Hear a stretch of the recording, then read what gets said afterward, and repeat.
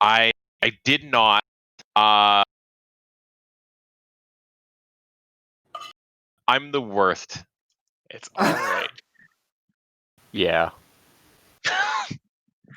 I'm gonna go ahead and just like put these in your inventory so I don't forget that you have them, but they are empty currently. Okay. I owe you one quote.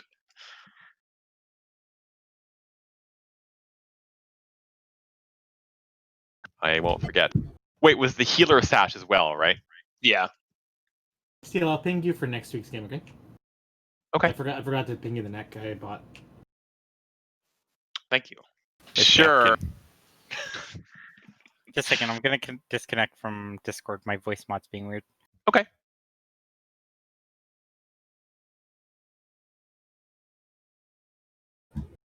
I still have these. Good. Nice. I'm so glad. Can we? What the flying fuck is that? What was that? Played So- a bard yesterday. Well, you guys know how whenever Wild plays a bard, he's like the main character of the entire campaign. Yes. Well, he's doing that again. Ugh. We played random. We came to the session, all our characters captured, and Steele gave us a list of character portraits, and we had to pick one and pick a class. I picked the Edgelord Bard. It seemed fun. How? I'm curious what an Edgelord Bard is. Like a dark elf with like red Drizzt eyes. Is this like a bard that's like raging at like Disturbed or something like that while they're like playing a harp? More like The I'm Cure. confused. Oh, okay. It's like sad poetry. his poetry doesn't rhyme. It's all like high school teenage girl dark shit. Nobody understands the work I do. Yeah, there it is. Yeah. See, Yep. in my head, I was picturing like a heavy metal bard. My feelings are unique. Yeah. No So, one gets me. so Wild's playing a character where his main character is like, whenever like the dice are down, he's like, ah, cool. I roll a dice. Oh, I crit for 100 damage and I one shot the boss. He's not that strong. He's just gets real lucky with crits at the right moment. Like he does in this game. The other character. Yeah. The other character. Like he doesn't do in this game. It's unbelievable, right? And the game feels like it's like set up that his character always has the spotlight. So they got captured, and I did this fucking like cool rescue your characters with these other PCs. And at the end, the fight's going really, really bad. So Wild's new character, who's this emo bard, is like, all right, I'm gonna roll randomly to see which of the main PCs I can see in the back of the truck, in the back of the carriage, basically. He rolls a fucking like the exact number he needs for his other character. He's like, oh, okay. For my own character, yeah. So I use a spell to restore my main character's like hit points by like 2 points or whatever. And I'm like, oh, unfortunately, you are still shackled up and manacled. Your character can't do anything. And he's like, no, I've got a class feature that like I can't be bound, so they just fall off. I guess like I'm One Punch Man, and they just fell off. Yeah, and then the other character's like, cool, have my short sword. It does 1d6 damage. And Wild's like, oh, thanks, myself. And sort of like sees the fight unfolding ahead of him. He's like, well, I guess I'm gonna roll my attack when it gets around to my turn. The 5 people before him all miss. It like had one hit point. Had 1 hit point. It's all fucking like people like rolled 1s and 2s all the way around to back to fucking Wild's turning. Is all right. I guess I'll roll my fucking attack. He rolls a double crit for max damage and just yatta! Just punches right through it. Okay, I'm good to go. It felt like I was in Zect Quest again. Yep. It's like the group loves it because like. because it's very clear that he's a Wild and I were like, we don't want this, but the dice keep making him the main character. But a couple quick notes for recap before we dive into today's game. Before we do that, I am gonna drop a fucking sweet beat though, if I can find it. Maybe I can't find it. I hear that as I'm gonna drop another copyright strike on Benjamin's Yep. account. That's true. I actually No. tried. I tried to make a special project because I got so many of them from those 3 uploads. That what I did was I thought, hey, I should take the songs that I get copyright struck on. I'm gonna make a music playlist and then I'll like share it with all of us. Hell yeah. But the problem is the All of them. copyright notification only gives the title and the rights holder and not the artist.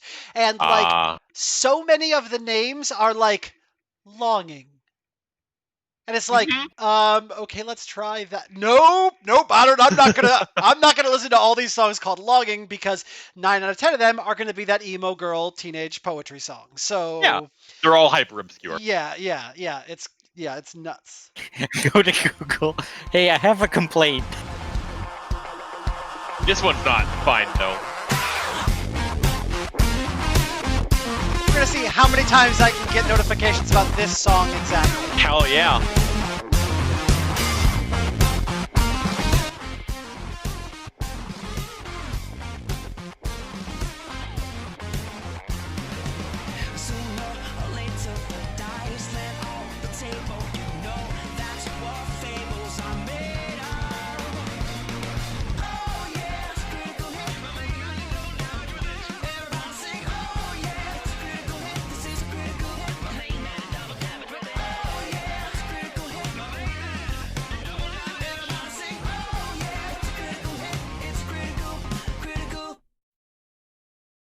Couple pre-game handouts. What's up?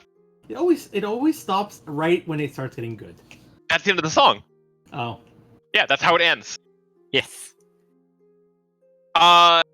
Votes. There were actually there was a vote for Kaz. More so Kaz than Melgar. Just for basically being like, yeah, I'm gonna kill off the only possibility of my dead PC coming back because Barbarian got a swing. And there was a couple people who really admired that role playing in general. But everybody said that a little bit, so I'm only gonna count that as one big vote. But you should feel really good about yourself, Kaz. Everybody took note of that. You are the best role player of us. There was also a couple of split votes for Warren and Kyvius. Just again, people who were prepared, who trusted Kaz's ability to roleplay and his dedication to it so much that even though like the odds of him killing the NPC that would bring his current and loved character back, you guys knew that Kaz was such a good role player that both Kyvius and Warren had prepared spells to stop him from killing Jan Savos in the critical moment. And there was another vote as well for Kyvius that is from a mystery person that says, I don't know why every character I play has it out for him, but he's taken it in stride. And I've added those to the sheet as well. And then there were a couple votes for Saigar, and this is actually enough votes to give you your 8th card. So I'm going to go ahead and pass it out now. 8th vote, rather. So you should have a new card that's been handed out. And the first one was just being like, for no other reason than not killing Jan Savos and therefore making me not hate your character forever. But also, I think everybody thought that Saigar was just going to like lethally shoot at the Warforged mage that has been sort of a thorn in the party's side for so long. Now that you are Vengeance incarnate and X3 Broody, the fact that you didn't and you made the decision in the split second there felt powerful to people from a character growth standpoint. The more honorable inclinations of your lost Warforged companion probably nagging at the back of your brain. It was a good moment and a good way to end the scene. Saigar, that is your 8th vote, so a card for you. Hopefully it was a good one. And it is also brings Eerie and Kyvius 2 votes away from their neck. There's also no Kingdom event this week. There is a strange sense of calm that has spread over the lands of Dokuzur, despite the strange nature, I think we can all agree, of the Kingdom. Undead workers have been mingling among the general populace. The army there are unwashed former pirates and thrill seekers. And Saigar, of course, has been forced onto a dark throne. But I do want you guys to know that you can construct a building of your choice between this week and next, as long as everyone manages to somehow agree on it. But there is no Kingdom events. We're going to put it off until next week. And the library was a lot more vast than you had expected. Ancient wooden corridors, not damp with mold or mildew, but cold, reminding you that you are still in the heart of a never-ending blizzard. A strange novel had dominated the entryway along with a dozen silent, frozen shapes, and that book upon which a statue depicting the three-eyed goddess of knowledge had been perched had been clearly read by a large being with clawed fingers. Although whether that book had inspired Vale or had been inspired by Vale is still an unknown variable. You had searched the library, discovered some explosive runes left by your now fallen foe, intimidated a demi-lich into submission, while Melgar had been assailed by intellect devourers, which, honestly, come to think of it, I mean, your bugbear brain is probably like a low-calorie brunch, right? It's not a filling meal. They'd starve before they killed them. That's true. And you had sailed down a frozen river that wound its way through the stacks on a dinghy made of non-fiction. And finally, you would come face to face with Jan Savos, who had brokered deals with the native inhabitants of the arcane Athenium, psychic and tentacle-faced illithids, and at least one spawn of something strange and otherworldly, something horrific from beyond the stars. He'd used his magic in preparation to render them invisible, but Saigar saw through the spell, and with your combined force, the War Mage was quickly pushed into a defensive position despite his torrent of powerful spells. Kyvius had used his total elemental control to cut a swath through your enemies. Warren had handled the mind flares with grace, and Eerie had overwhelmed the nearly unbreakable mind of Jan Savos to leave him stunned and vulnerable, single-handedly, I would argue, turning the tide of battle. And you stand now before his fallen form. There are viciously serrated arrows that are leaving rainbow-colored plasma leaking out around the incapacitated shape. His hat has fallen to the floor, and his eyes are flickering with a fading light. Melgar still has his axe raised despite the phase spiderwebs around his forearms and torso, and the swirl of colorful fey magic that Kyvius had used to send you into a twirl away at the last possible moment. And before any of you have a chance to speak first, Jan Savos does, and simply says, "To be honest, that did not play out in the manner that I expected at all." My, how the turntables. We seem to have a habit of doing that to people, to be fair. But before... Yeah, so the first thing that Kyvius would do, though, is to turn away from Jan Savos towards Melgar and say, I'm sorry. I had to pull you away. You have your mission here, and we have ours. And if he dies, our mission would be a failure. We need him alive. This is a cruelty to him. No life could he live like this. Regardless of what life he can live, we need him. He's a warforged. I can repair him if we need to. I don't think we want to. We need what we need out of him, but From what I've heard, he's incredibly resourceful as well, even without our aid. Yeah, how'd you convince that many weird things from the deep? Persuasive, huh? They recognize power. They saw an opportunity to be rid of the creatures above.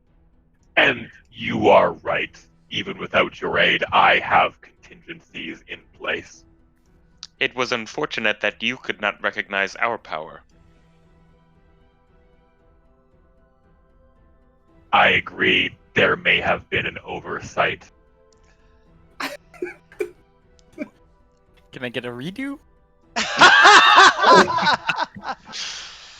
As you can see, you weren't going to. I'm sorry. As you can see, we did not kill you. We did not end your life. And we have no intention of doing so. We require your aid. And I'm hopeful that you're a little more willing to give it to us now. Actually, it's not willing at this point in time. We demand it. Well, I was just I trying to be believe this time diplomatic. it's you I don't think who you're in would any owe us position to another really argue favor. here. Sorry, Yuri. I believe you'd owe us a favor this time for sparing you instead. That's so Faye. So it is blackmail, then. Oh, I believe it's more of a trade. You would all have done extremely well in the ranks of the Bonds Mages. In another life, perhaps it would have been us together in this library, side by side. I'd rather be dead. That can also still be arranged. Listen, this bickering is beneath us. Obviously, in our little contest, we see who came out on top. You have things you want to accomplish in here, and we have no intention of preventing you from accomplishing them. We have things we need to accomplish as well. There is no reason we cannot help each other. Only the choices you've made up until this point. You will recall that I contacted you nearly a year ago and was sincere in my promises of loyalty. You didn't even bother to tell me your reply in person and had a court wizard do it. You have never cared for my goals. Wait. So, first of all, you're right. We are not infallible. We make mistakes, and we are new to this whole ruling business. So not showing you the respect that is due is absolutely something that I can apologize for. Because if that's something you were expecting, and we didn't do it, boy oh boy, we've had a lot to learn over the past year. Cavius, why are you apologizing to him? This man tried to steal a Foundling Stone and took a Foundling Stone from a city that needed it badly and tried to nearly kill us with poison. What is there to apologize here? He didn't steal it, Saigar. It was exchanged. There was a contract, and the Bonds Mages did fulfill their contract. When a bank of any kind steals from its customers, do you consider, rips off their customers, do you not call that stealing? This is a shoddy contract to begin with. I think the merits of it can certainly be argued. I don't know think why you're being that's so diplomatic right necessarily- now. Because we still need him. And there's no reason. The last time we met in battle, he pretty much trounced us. And he was respectful of us. I feel like we at least owe the same to him. There's a difference between respecting him and apologizing to him. I didn't apologize for whooping his ass. I apologized for not getting back to him in person. Can we please take this offline when we're not standing in front of the former head of the Bonds Mages? I'm more than happy to discuss this with you. I'm just wondering if now is the appropriate time. It's also difficult to threaten death to someone who wants to die. Just don't know how effective that'll be. It is also interesting that you have chosen only 2 of the 4 times our paths have crossed. The others, I believe you will find to be more enlightening. I lost some of my best men when they were sheltering a noble's home in Highhelm from the destructive spell which you cast that tore that place apart. Oh, let me guess. House Glaren? Quite right. And done by an archer of your description. Uncanny. Furthermore, my people spent years finding war orphans for arcane testing, hoping to find one with the mystical foundling qualities, only to then be slaughtered by an assassin, no doubt seeking to slow our progress. So you see, this is the 4th time that we have come in contact. I'm sure your reasons for random violence have been equally good those times as well. Well, yes. I don't say anything, but Saigar's eye lights up a little bit further.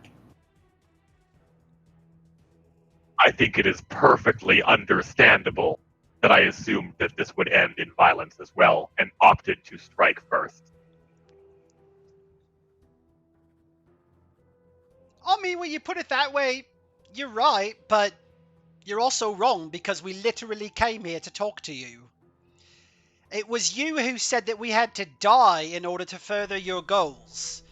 You could certainly assume that it would end in violence, but I just want to point out that you threw the first punch on this one. You could die by my hand, guarantee success and be resurrected, or you can die at the hands of the beasts above. It makes no difference to me. However, if your goal is to end the And here his body just sort of like shudders and spasms for a split second before he sort of like regains control of his appendages. the xenophobic horrors from beyond the dark veil, then we will have plenty to discuss when you are through.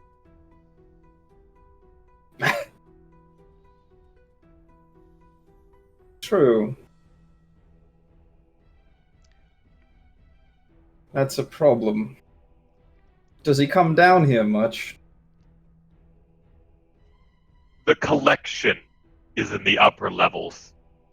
They stay there. So nothing terrible wanders through these halls all the time. Only the beings that see me as their leader now. Okay. Did you wrest their loyalty from what's above? They seek freedom from the tyranny Oh. of what's above. You do understand what waits in this hall, don't you? No, please enlighten us. No. Kai- I mean, yes. Kyvius is described to me, and it sounds sort of horrible. No, but I'd like to hear from your words. What exactly is it that waits? Other than the mithril chef, at least one of you is a ritual caster of some type, yes? Several of us. Pretty much all of us. Yeah. Have you ever worked with scrying pools or cast your memory back into the past and had an eye staring back at you, tinged with madness and lust? The second one. Wait, did we not go to that one place once the where there was a first- yes. gigantic eye that was staring at us? Exactly. That Second one. is a beholder. Some people call that the far realm, but it is one and the same. It is a nightmare made flesh. The dreams are goals that we can make through magic become a reality. And the nightmare that magic can be when these powers fall into the wrong hands, those are the mental swamps that these nightmares spawn in and enter this world.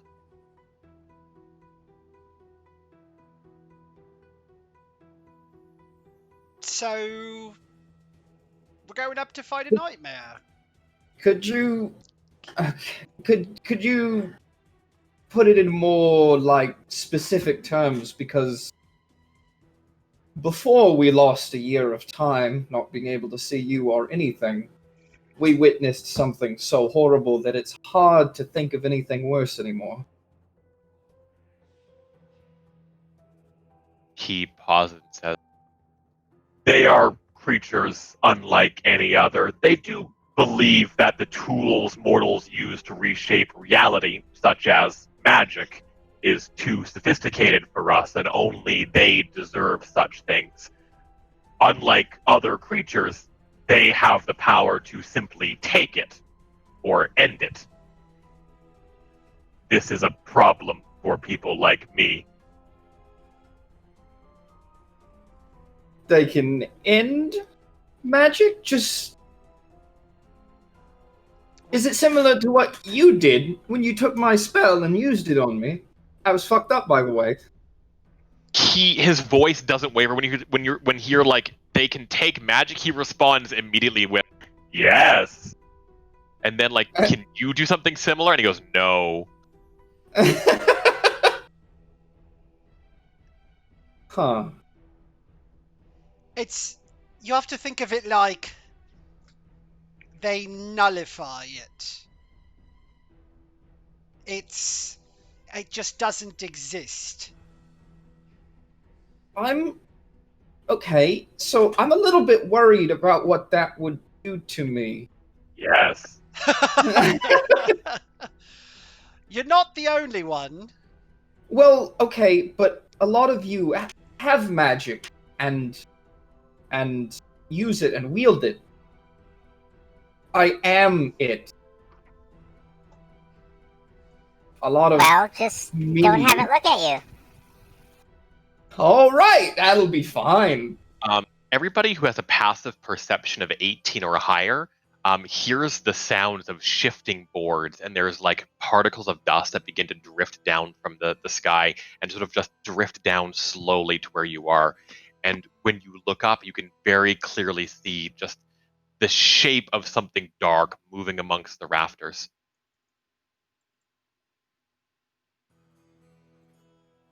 You said he never comes down here. Not in my experience so far.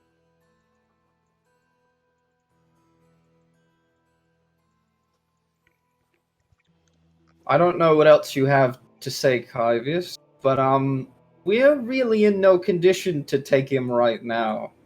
I also haven't shown weakness up until this point. Perhaps that is a factor.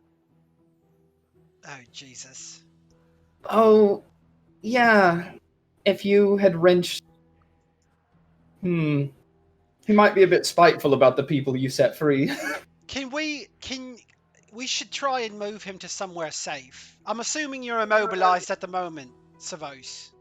Could I roll a crafting check to repair him enough that we can move him, but enough that he can't move his arms to do any kind of spells? Yeah, can you roll a warfare check for me? A warfare instead of crafting? Yeah. Okay. Yes, please. I can also heal Warforged. Oh, Bilgar, it's interesting. All of these books, every single one of them is gibberish. They're all random letters thrown together on unmarked books. Warfare with your 21, Saga with your 21 warfare, when you actually like did the attack, you did it in such a way that even though it was like measured, it's not brutal enough that you wouldn't be able to reverse it. Whew. That was to check to see if you had irreparably damaged him. Correct. That's a good thing you passed that. And yes, I would also take a craft check as well. Okay, one sec. Also, just to check, I do know like a bunch of things about beholders, right? Based on my check last game. In character. Yeah, you do. If you've got a specific question, I'm more than happy to answer it. I don't think so. Not yet. Not at the moment. Okay. It wouldn't be difficult. You again would probably need like a couple of hours, but you could get Jan Savos functional again. I think not functional. I just want him so that he's not like leaking plasma everywhere, and oh sure. And really, he should not have the ability to be able to use his arms to cast spells or anything. Yeah, you can like give him like in this moment you can make sure that he is conscious, but also like paralyzed and comatose essentially. But how long would that take right now? Oh, that's I would construct him like a very very rudimentary, like not like a what's the word I'm looking for, like a stretcher, but like something that we can just drag him around basically. Yeah. We need to. Those are very good rolls. All right. Yeah, I think that sounds good. All right. Is there somewhere we can tuck him away where he's safe in case this thing does come down here?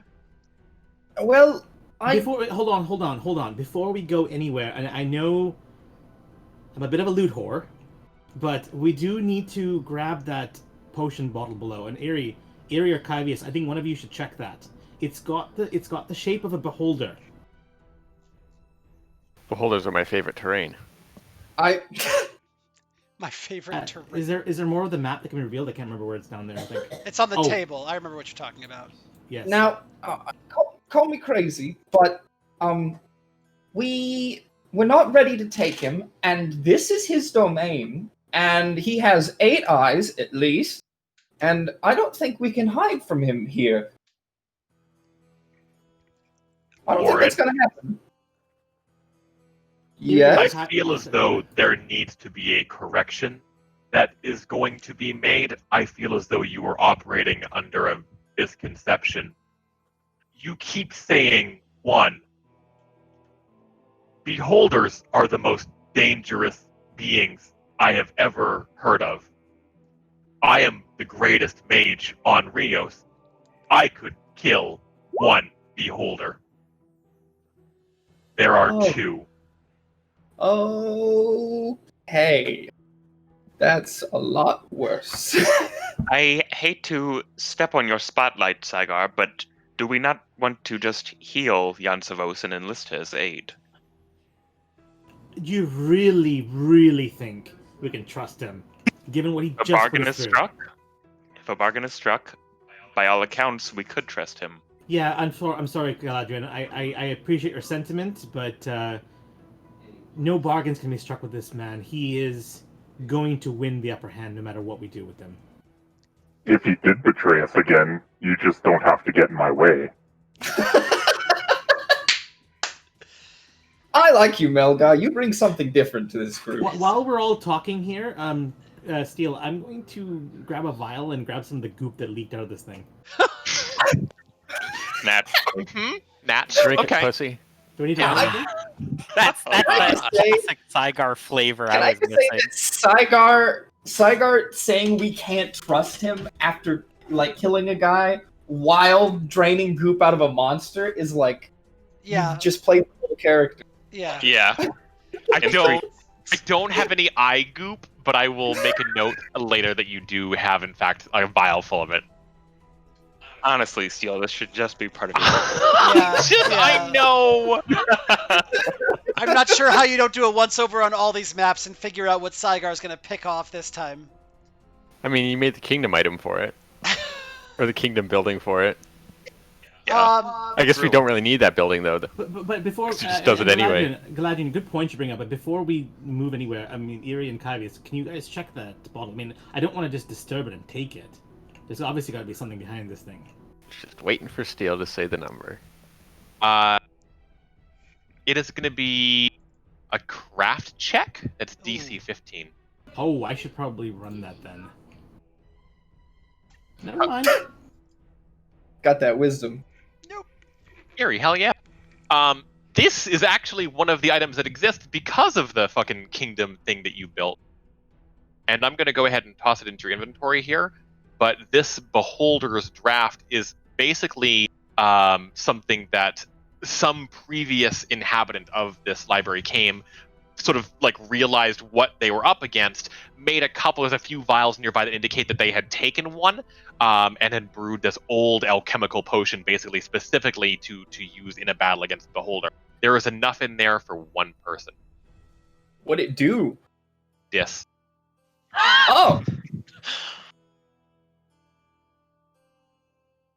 Coming from every direction. I want immune to illusion, petrification, and blinding.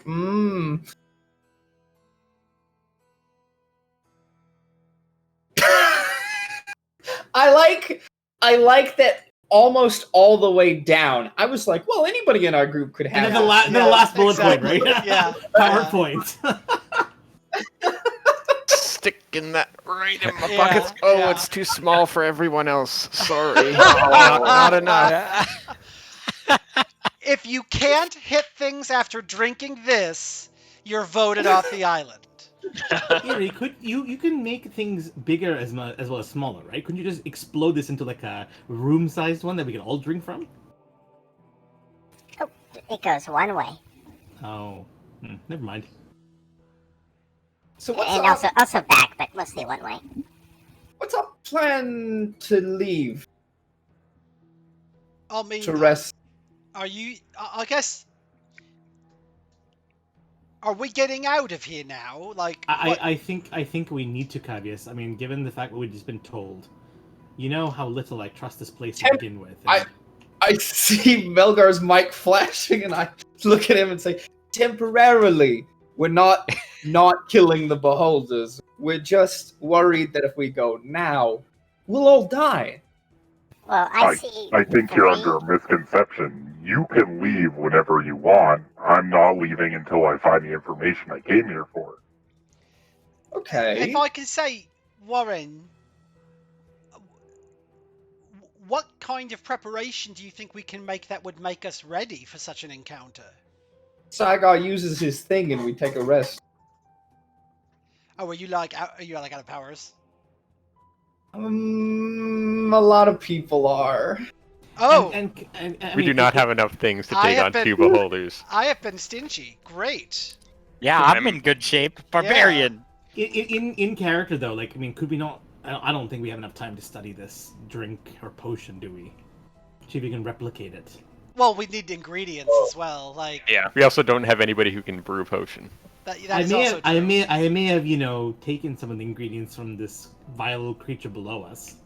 But you have to be able. Isn't brewing a potion is a that was It's a learned thing during a long rest. Yeah. And you gotta know how to do it. Yeah. So okay, Melgar, who wants to fight on an empty stomach? So what we're gonna do is we're gonna pop off. We're not leaving. We're gonna make ourselves a meal that'll make us stronger for the challenges ahead, and then we can go complete your quest. What does pop off mean? It's what enemies' heads do after like a round of combat with you. It's it's what enemies' heads do after you've had one of Saigar's delicious dinners. Is his dinners aggressive? Very. In fact, I think that those from the Brave Lands would be really impressed, as it's quite the challenge just to finish the copious amounts of food he's capable of creating. I wish to fight his dinner. He didn't even make me roll diplomacy. I just put it in the right frame. All right, so let's start getting Savos to safety and find ourselves a nook we can tuck into. I mean, on our way here, was there a nook we could? Savos, is there a place we can pop off for an hour or two? Yeah, to like. Yeah, what do you hide at? There was that freight crossing we could use. Oh, that'll be great. I mean, it's 5/6 safe. Yes. The crossing is where I hid when it emerged the building. I don't recommend it. I may have left a sour taste in the mouth of the inhabitants upon my departure. Where exactly did it lead you? I'd love to That compare makes two of notes about I'd love to compare notes about who did more damage, but we should, Excited for his oncoming fight. He's gonna like grab Savos by an arm and just sort of drag him like a kid with a teddy bear, and just start dragging him like away. Good. Oh no, the floor. And like I'm gonna like do a quick like look around for like he's totally scuffing up the finish on the floor. I'm gonna look around for like a reading room or like a study or something that's. Or like maybe they have meeting rooms somewhere that's like. Do they have any closed off rooms that we with could, like a typewriter and a chest? Can you go ahead and roll a perception check for me, Kyvius? Wait, investigation exists in the system, right? No. No, No. just a perception check. Damn. One day you'll figure out the skills for Engineering? each system. There's too many. Also, It's it Clyde. might be worth, Everyone cross your Looking- fingers. since you were dumped like 100 deception rituals, maybe one of them helps? Well, I already did a quick pass through them. I mean, I can like make us appear as other things or make us stealthier, but like I didn't get like Could you make us look like beholders? No, I can't make us look like They look like mind flayers. are those are humanoid, aren't they? Yes, they are. I could make us look like mind flayers then. put up a fake wall in front of a closed hallway or something like that? I don't want to spoil this great idea, but there's no way Melgar makes it through being a mind flayer. And hiding in front of a beholder. Well, no, we it's, could it's go. visual appearance. We could go only, listen right? to the Lich Skull and hide in there. Yeah, I don't think that's a good yeah. idea at Yeah. all. I'm sure he'd love the company.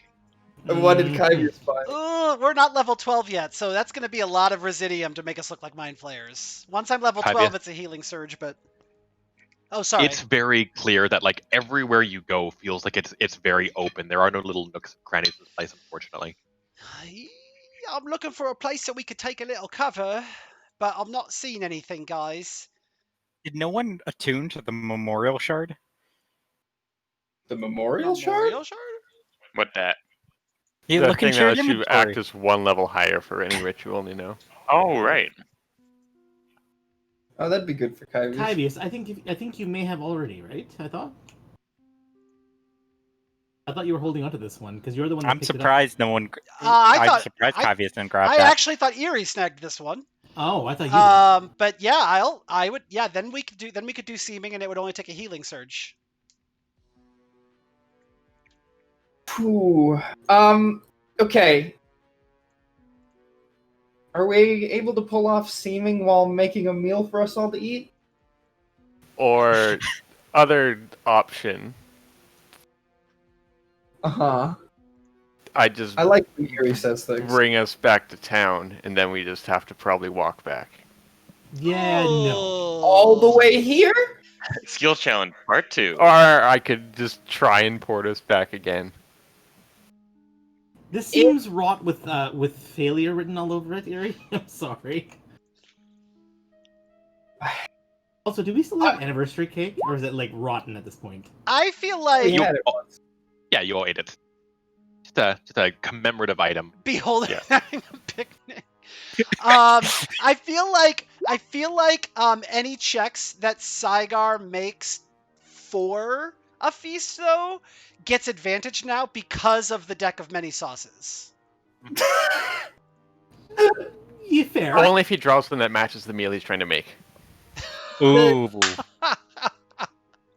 If he becomes the sauce elemental, though, all bets are off. I mean, Then we if have I'm to making, eat him. Listen, I'm making a sauce. Does that count? I You could can't just send eat a sauce.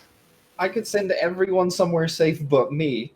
What about hey? I Okay, live, wait. you can come I have an idea. Still not mastered, but I could create a fake shelter for us. I only need 125 gold pieces worth of Residium. I don't know how much we have. We have a lot. Oh, okay.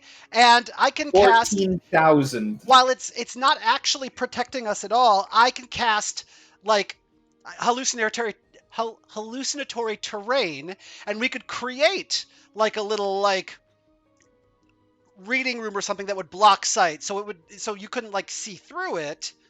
How much Oh, does also, it cost you to do To your jump mind for a flayer split thing? second, Yeah. Eerie, you are familiar that beholders have true sight and are not fooled by illusion.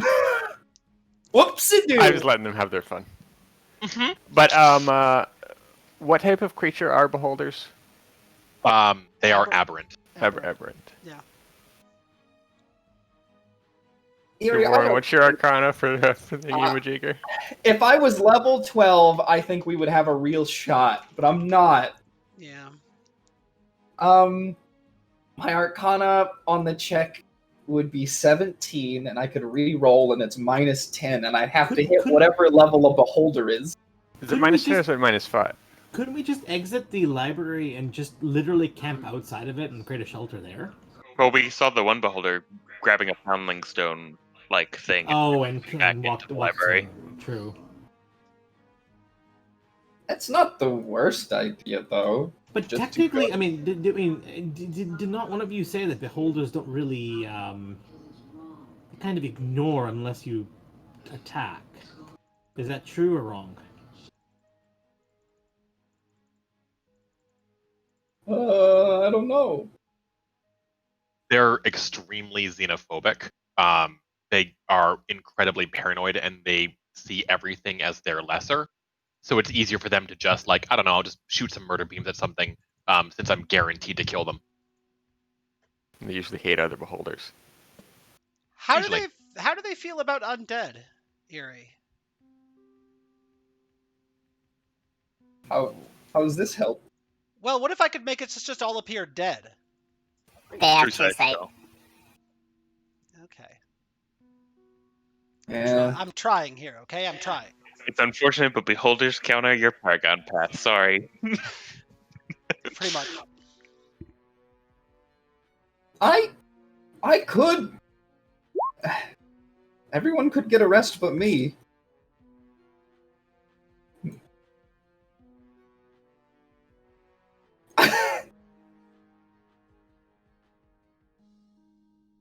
It wouldn't even be a chance thing. Because I was gonna be a smartass? What do you mean by that? I'm not being a smartass. You it was.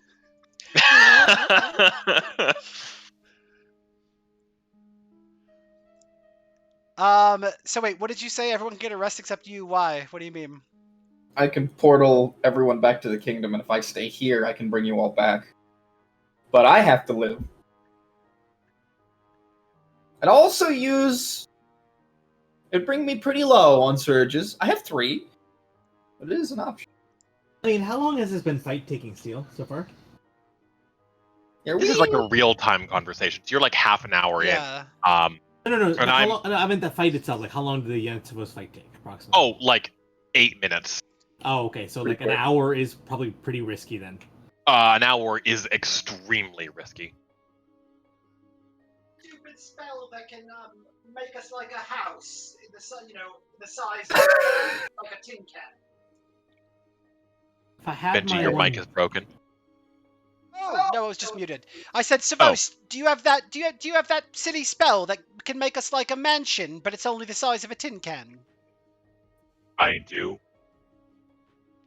Oh. You're gonna let him cast something, Kyvius? Listen, well, I know how you feel about the Bonds Mages, Saigar, but if there's one thing that can be said is even if you don't like the business practices and you don't like their overall practices, one of the things that they absolutely honor is a contract. If we make a deal, they are known for following it. Yes, but a deal requires that he has the upper hand. In other words, we are giving more than we get back from him. Yes! I mean, in all reality, we didn't come here to fight beholders. Where at this point, we came here for him. We could take him with us and leave and not fight the beholder and abandon Melgar, who hasn't abandoned us as we've been traipsing through this entire place.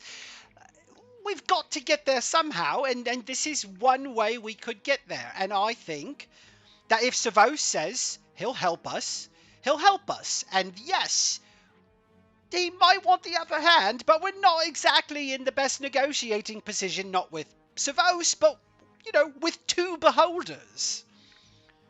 I imagine that you have sought my assistance because you require magic the Bonds Mages cannot perform. We sought your assistance for 2 reasons. Research. Yeah, for your research into life and bodies and Warforged, and because we also had questions about the last time that we met after our memories had been modified.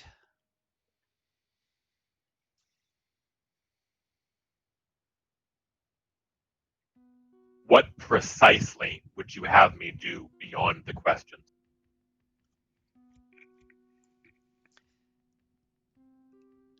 We will discuss what possible brokerage you have afterwards. What are your terms? We need a place of safety for 90 minutes to prepare to face down the beholders. Can you provide that? If we give you the use of your arms back. Temporarily. I can, yes. Would you? A quick reminder, Saigar, it would take you like a full hour to like repair him anyway, so it doesn't really solve your problem. Oh. That's fair. Fuck! Healer. I'm a healer. Okay. I think the arrows in his arm are probably not going to help healing. As for the matter of limitation, my research has hit a dead end. There are still too many limits to bringing life back to the dead. The ritual that I have is incredible, but it only works on individuals who have died before the howl tears them apart within 24 hours. It doesn't work on true Fae. And here he looks to Eerie as best he can with his eyes just moving slightly. And it requires a flesh and blood body, or at the very least an L-crafted one. I see Or where your interest in the Fae cannot be restored in this manner. And that is correct, yes. Obviously, the last step to my knowledge must reside here. But, as you can see, the gods toy with me and continue to dangle victory from my grasp infuriatingly. So then, let us make an accord. We will restore the use of your limbs so that you are able to cast magic. In return, you will provide us with shelter. An addendum bonus, if you will, is we will help our friend Melgar attempt to dispatch the beholders above.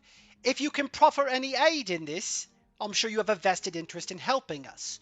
Should we dispatch with said challenges, you agree that before you go to find the research that will complete the last of what you need, you will share with us this ritual so that we may study it as well and continue your research simultaneously, potentially helping each other.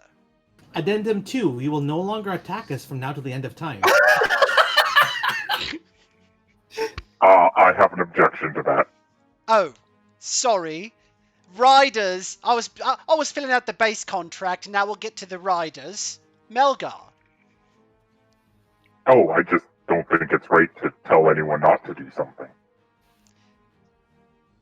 There's another bit of dust moving from the ceiling now. It feels like it's getting closer. Yeah, I don't think we have time for this this argument, guys. We've got to leave.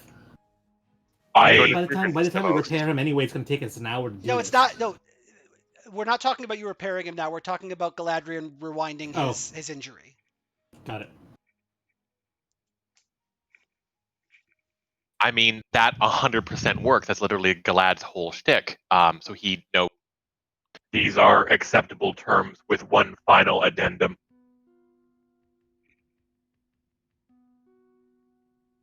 The first is that any assistance that you take from me, the passage of knowledge, shall take no more than a week of my time, at which point I am free to move on. Agreed? Agreed. The second matter is that I am allowed to retrieve and take with me from this library any books that I feel contain the knowledge that I seek. And you do not stop me. As long as we can give them a look over first. There might be something we might find useful in them. Correct. Also agreed. These terms are agreeable to me. Warren? Yeah, I agree. It'd honestly be better if more of the knowledge here was gone and people quit dying on quests to it. Eerie, are you agreed? Of course. Excellent. Galadriel, does this deal sound favorable to you? One final addendum. Okay. You must tell me where you got that top hat. It's fantastic. Do you think so? The goal was to accentuate my regal features. Wow, this is not the time for this. Sorry, you're right, Sidecar. One more final addendum is that on top of you not attacking us ever again, you're not going to cast anything negative on us. That is so interpretable. Do not inhibit our escape from this library, I think would put it. No negative status effects. No hindrance. No getting in our way. I do not agree. You're not allowed to debuff. You don't agree not to hinder us. That is correct. I would agree to a period of non-violence between us for a month, but no longer. Fine. Month, yeah. That we can't ask him to. Yeah. Fuck if I know what's going to be happening in a month anyway. Yeah. Stay in this place. Yeah, it's not like you're gonna be in a desert or anything. I never do that. All right, listen. Melgar looks really hungry. Let's do this. Oh, we're done talking now? I lean down to cast short rest on Jan Savos. And Melgar, Oh. we're never done talking. I'm with you for once, Melgar. These guys talk way the fuck too much. You talk just as much. No, this is the only time you've heard me talk. I don't think it's going to wind up being a nat 1, but just to make sure it's not a nat 1, can you also give me either just a warfare or an arcana check? Healing him is all fine and dandy. I just want to make sure that you're able to rewind time so that he's fully back and restored for his faculties. That is completely fair. No. 27. Think you're good. You watch as the arrows basically just revert back to sort of like the sticks that they once were, and a moment later after it, they've basically grown back into flowering plants and just fall free of the shape. You watch as his body begins to knit and mend in the exact same way that he was prior to the conflict, and the golden mask, which is lying not too far away on the ground, just back onto his face and retethers there.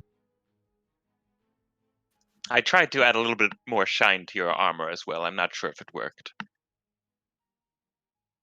Honestly, even just the act is appreciated. I think we should make haste. Agreed. He does in fact begin to cast a spell, and after a moment of this long ritual, there is a large sort of mansion. He does it fairly quickly, but he does in fact conjure a very pleasant little cottage. Pardon me. Did you just have that lying around? What is there? I mean, this is also part of my other plan. I could have done it too. It just would have been our house. And we would have been back home. Mm-hmm. Yeah, and he just conjures a small little building, and sort of just gestures you all inside. Okay. Check to see if it'll kill me. It most definitely will. Your taste in architecture is very classical. I like it. But yeah, we're gonna make haste in and get out of sight. Do. Yeah, no, everybody snuggles into this this very comfy little building. And Saigar, I imagine you begin also your ritual. I do. Erie, you might want to have the Limerok ready. We've got a... It's been used. we have a... I do offer the deck of many sauces. We have so much residual. I know we're really used to not having any. We have, a lot. I know, it's not about that. It's time at this time, Warren. If I fail... That's fair. That's fair. Also, I have my own ritual to cast Steel. Good to know. By spending 5 healing surges. Oh no! It's not that one. Calm down. That's not a permanent circle. We go back and kill him again. Sorry, I have fucked up my maps here. I'll just be a split second. Also, are the chairs normal size in this conjured mansion? You guys are going to get thrown to a completely different map here, I think, in a second. You fucked your maps because you pulled a house from one and shoved it on this one. All right, no, we're good. What's the ritual that Erie casts? True sending. Oh, you've been working on this one for a while. What exactly are you sending? I can't. This is a single message. Okay. Oh no. Well, that's how the spell works, but I guess we are gonna send it to Avandra. Okay. Remember when you guys were level 7? I'm like, you can't use sending to send a message to a god, and Erie's like, watch me. Hold my beer. The story completes today. I'm just gonna link that for people who don't know.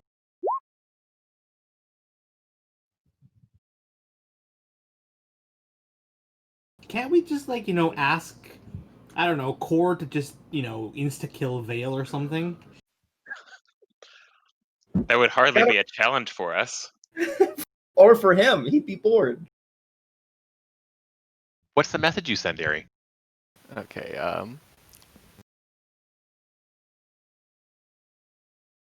My dear lady, I extend my deepest thanks for all you have done for us, for your guidance and protection on our travels. Our future remains uncertain to me, and our greatest foe draws his strength from a source that I am uncertain. Which deity lends their blessing to Vildraxen?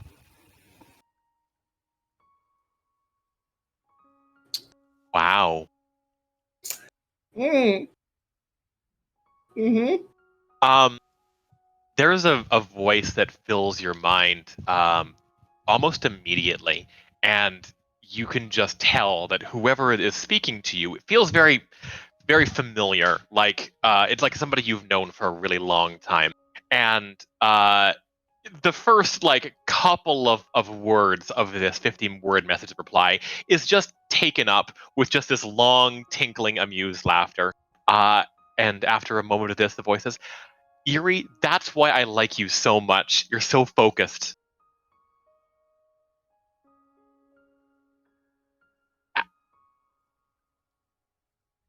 The Raven Queen is a big believer in choice. I think you know that by now.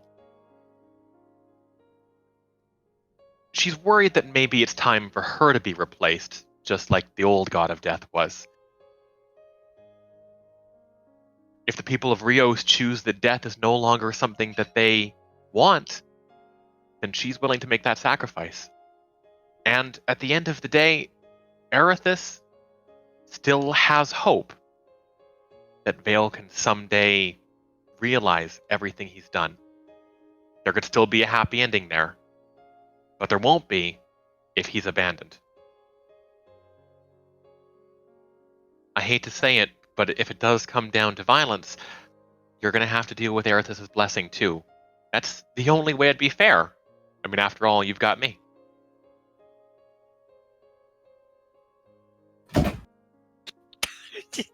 Killed Wild. Hey, Eerie? It's going to dispel your house. The Sending? The Beholder. No! That's it. Oh! See you soon. That was still Evander talking. Yeah. And that's, I think, probably 50 words. probably. Maybe a little You more. okay there, Wild? We don't know that until 30 minutes into Saigar's ritual. Well, why is that specifically? True Sending takes 30 minutes, unless Eerie cheats. I think Eerie does cheat. He did the 5 healing surges, right? Yeah. Okay. Do the healing surges make it instant cast? That's what I had that question the other day. Does it make it instant cast, or is there still the time requirement? Because I know it replaces the components, but does it also replace the cast time? Well, not normally. I would allow the True Sending feels like it should be fucking instant. I would allow that to go through instantly. Okay. This is one of those rule of cool clauses. Yeah.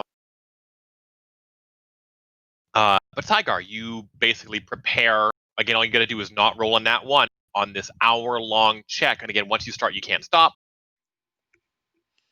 Everybody hunkers down. There's not a lot of cutlery and stuff in here, but again, you've carried stuff on your person for quite some time. Dude, arrows as utensils. We use them for everything else. I know. I have an arrow fork. I have an arrow knife. I have an arrow spoon. Arrow spork. An arrow spork. Yes. Yeah, arrow spork. Yep. Or sits down, but he's too big for one chair, so he has 2 chairs. And then instead of a napkin, he sort of lays the axe across his lap, and equally awaits your food. All right. Am I rolling my check? Or are we I love done with Melgar. I think maybe unless Eerie's gonna jump in. I'd probably take a minute just from the sheer shock of things actually working. but eventually I would pass on the message that we aren't actually safe here. And that the house is going to be dispelled. I don't know when, but we either need to hurry or think of a new plan, and it needs to be fast. Cook faster!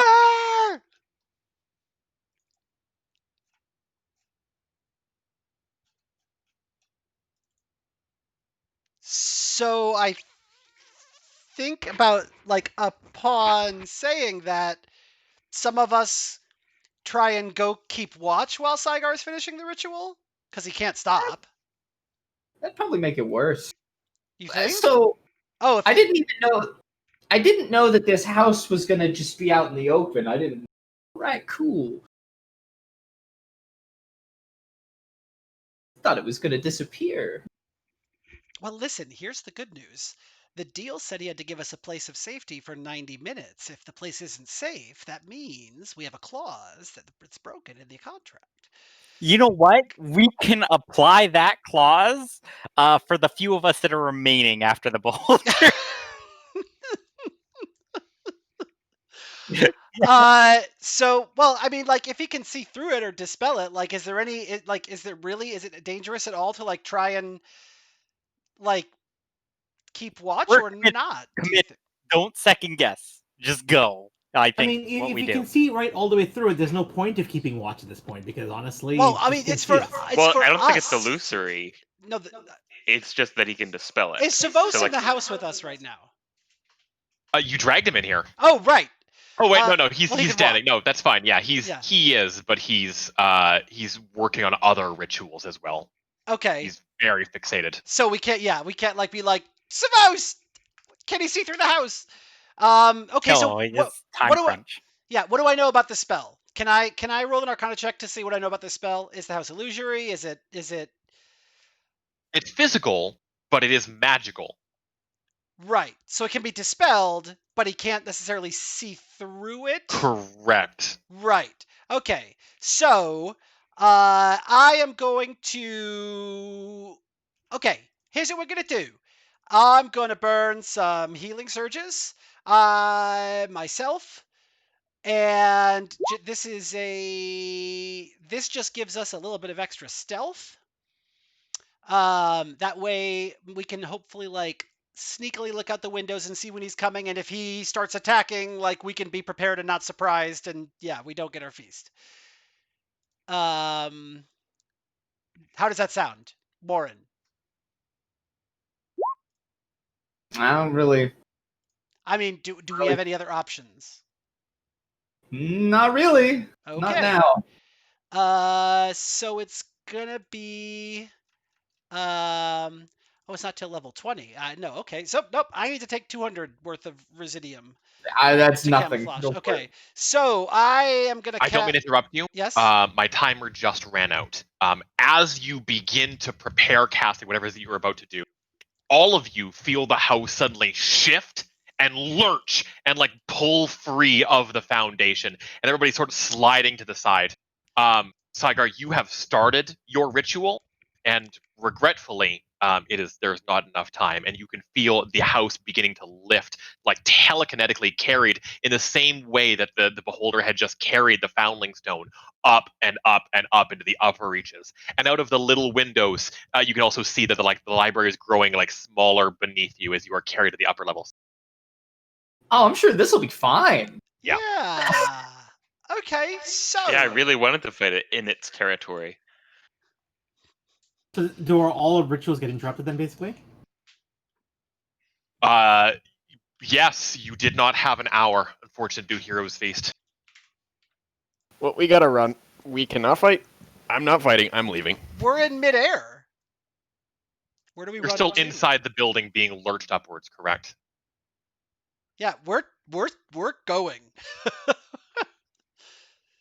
I don't know that unless we've got a way to get out of here, we are fighting this where it's taking us. Cause How far are we off the ground? A good 120-ish feet. And I check a range on something.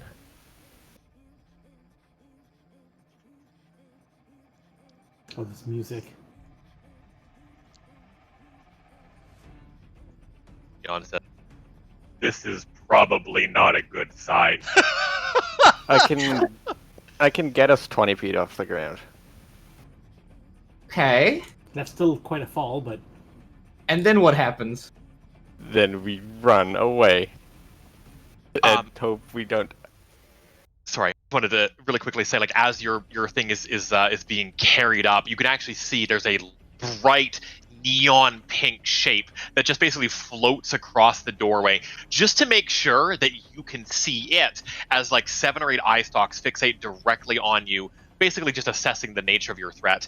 And you all realize that it could have performed some kind of surprise attack, but it seems more interested in you, and also it feels like that's unnecessary. But there is at least one that is floating sort of beneath the building as it rises up in the upper levels. In addition, from outside, you can see that you're passing now like some of the windows on the outside, and there's just the non-stop snowstorm blowing outside, and there's a large black raven wrapping its beak on the window as hard as it possibly can, letting these spiderweb cracks out in all directions. Good. Eerie, I think whatever you're gonna do, I think you better do it.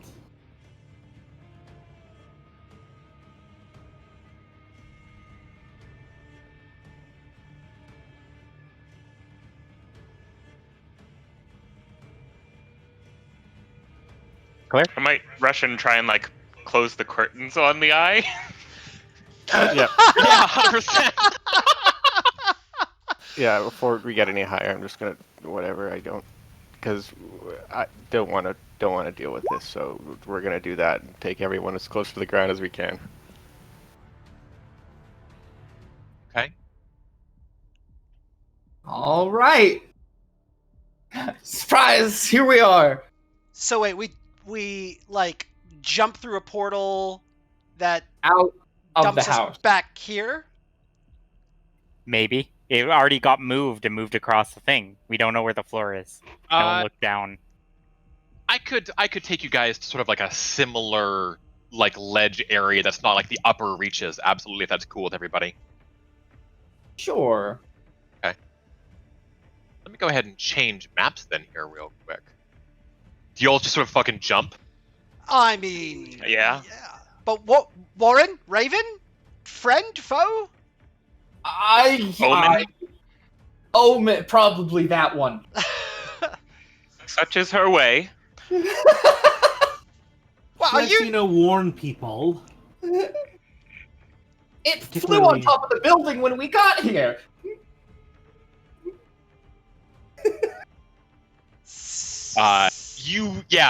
You just quickly like open a portal, Eerie, and just like step out and like pull your friends through.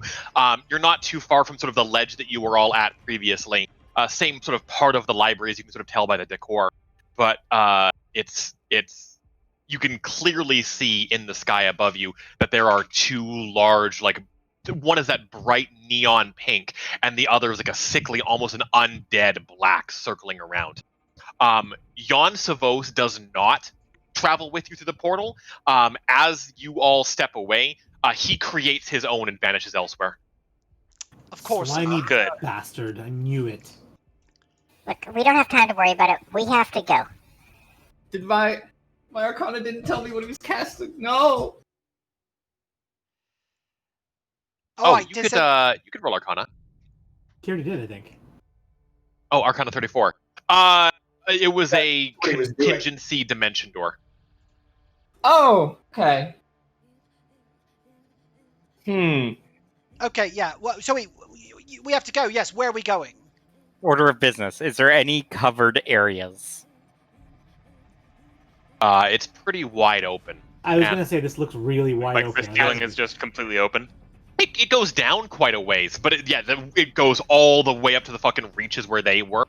But like, there's also like multiple levels that sort of descend down further into kind of the watery depths below. And you can see the 2 orb-like shapes. I don't think anybody actually has enough vision to see it. But you can see the 2 orb-like shapes begin to slowly float down from the heavenward area. Warren does say out. He couldn't have gotten very far. Jan's still in here. It's only as far as Erie can go. That's fine. Who cares about him? Let's find safety. And so, like, we'll look around and see, like, do we see, like, the direction we can go to head, like, towards the exit to get, like... Could I roll a dungeoneering check to kind of map? I would have mapped out this place a little bit. You on mentioned the way in, right? You mentioned water. How deep is the water?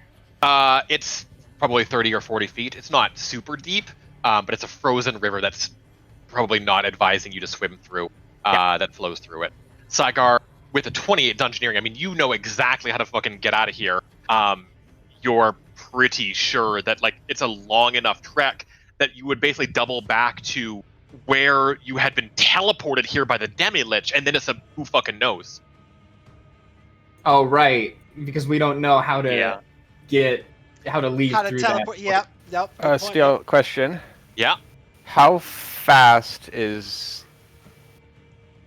Oh, where's that thing, Imajigger?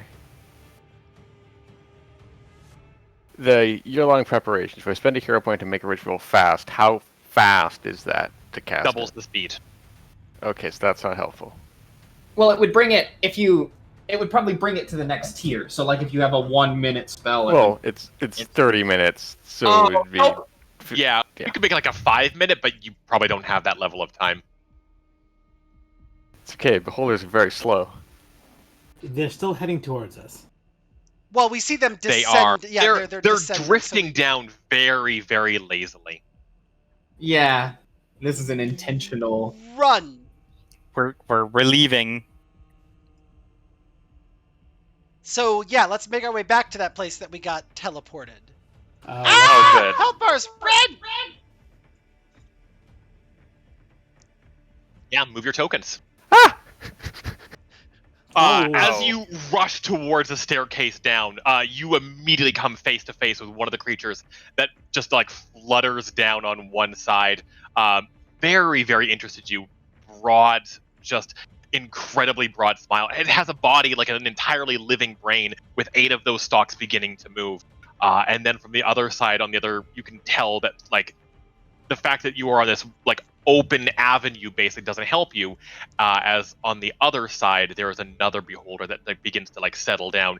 It is equally nightmarish, although this one appears to basically have been just created from dreams, and it looks like the horror story that one of them had basically made as a mate. You couldn't tell which one came first, but this one seems more advanced. Its eye is larger, almost bursting free from its skull, and there is just like the Shoggoth that you had fought previously. It is the veins that connect the eye to the rest of the body seem strained, like it wants to just pull itself free. And there are more and more eyes that are beginning to just burst through this creature's skin like pustules. And Kyvius, you are immediately reminded of the Fey curse that the curse rather, that people were experiencing back in Dokus Ur, where they were growing these beholder eyes on their skin from the far realm. And you realize again how beholders are born. We are going to take a 3-minute break, and then we are going to roll initiative, and I am sorry. Well, Mm-hmm. we took too long coming up with a plan. You guys at 10-2. Yep. John's still in here? Oh, is that his token? I see him over there. No, he left. He noped the fuck out of here. He can't go very far. He's probably trying to squirm away, though. Yeah. That was another like vault situation with the closing doors, that it was more we needed to just do one thing really quickly rather than a million things. Wrong thing fast would have been better than the right thing slow.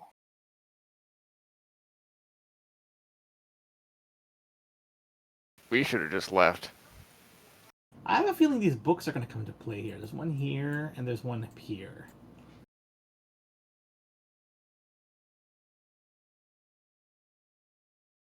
I know. Light a fire arrow and light it on fire and let's see what happens.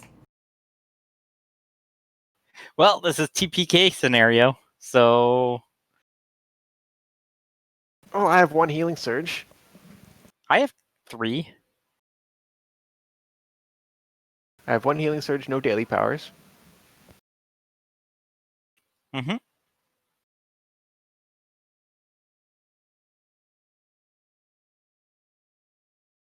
Well, try to use all your cards before you die. Ooh.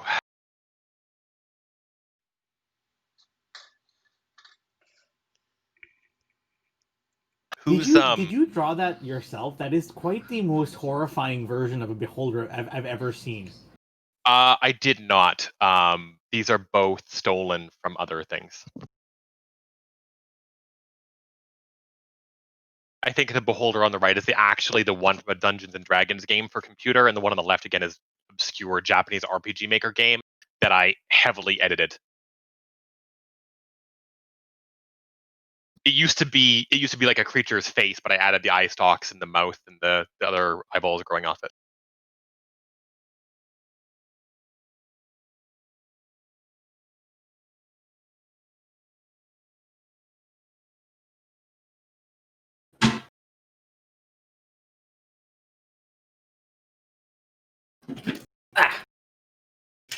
Hey, Erie was never going to hit their will anyway. Oh yeah. Doesn't even need this daily. So it's gonna be like a twin M situation, where I bet if we kill one, the other rages, especially if they're mates. I still think the books has something to do with this. Unless killing the dreamer eliminates the dreamer's nightmare. But given that that's how the beholders are created, I imagine not. Yeah, but that's a tough call, right? Because if we're wrong and we blitz down one we think, then we're left with an enraged beholder.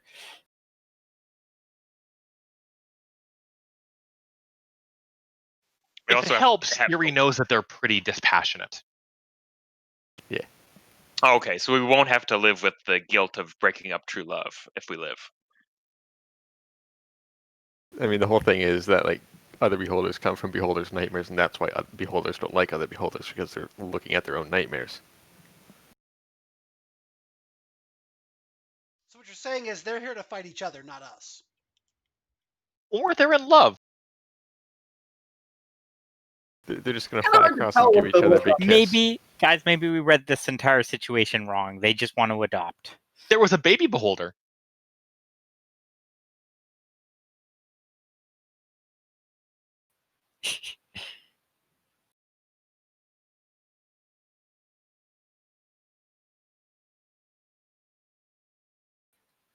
Boy, howdy. I got one more minute. I'm going to get a coffee. At least I got to talk to God before I died.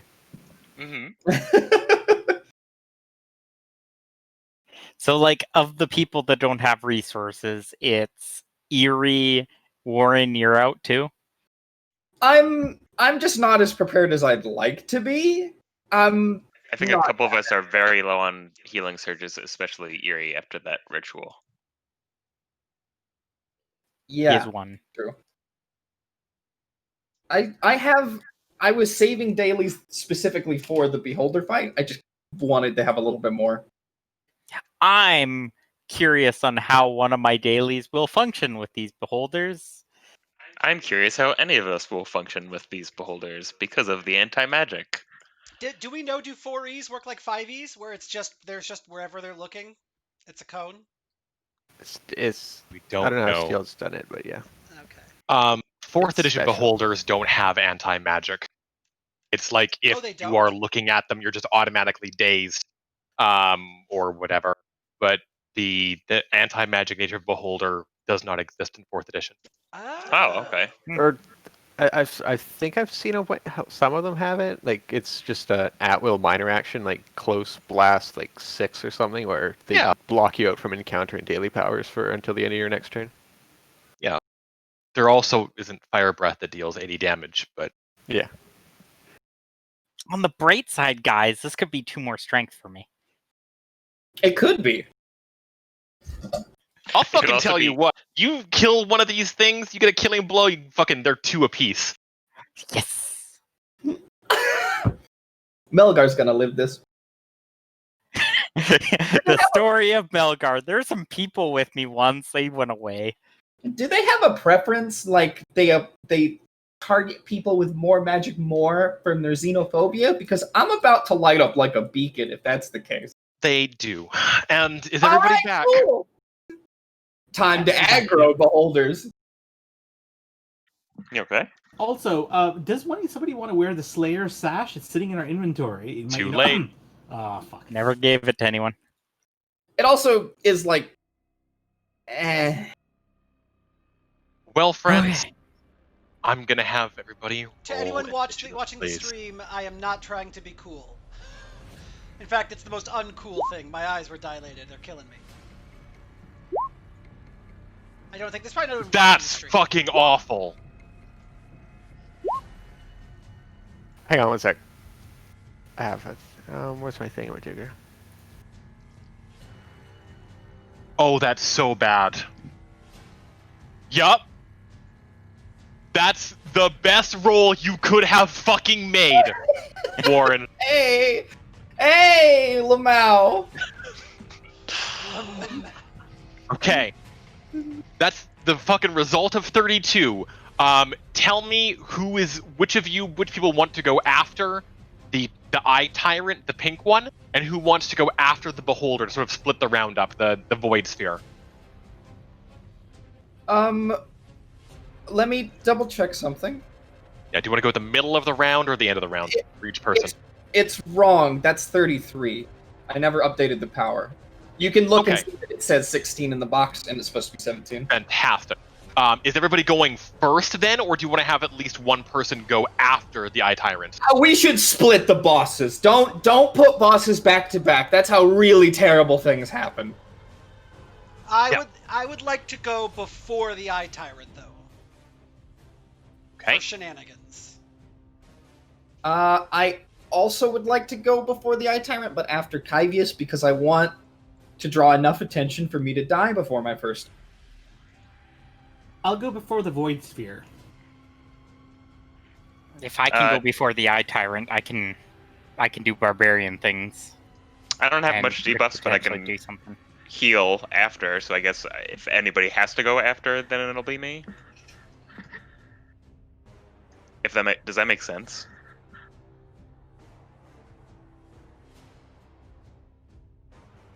That makes Yeah. sense to me, yeah. No, that makes perfect sense. So Warren, out of everybody else, you're the only one who notices that my eye has been replaced by the lens of momentary sight. Ooh.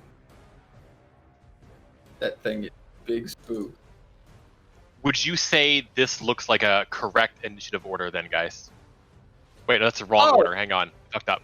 You've got it backwards.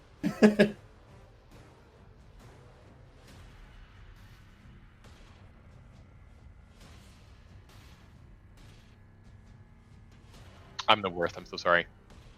It's okay. It's given us a little bit to think.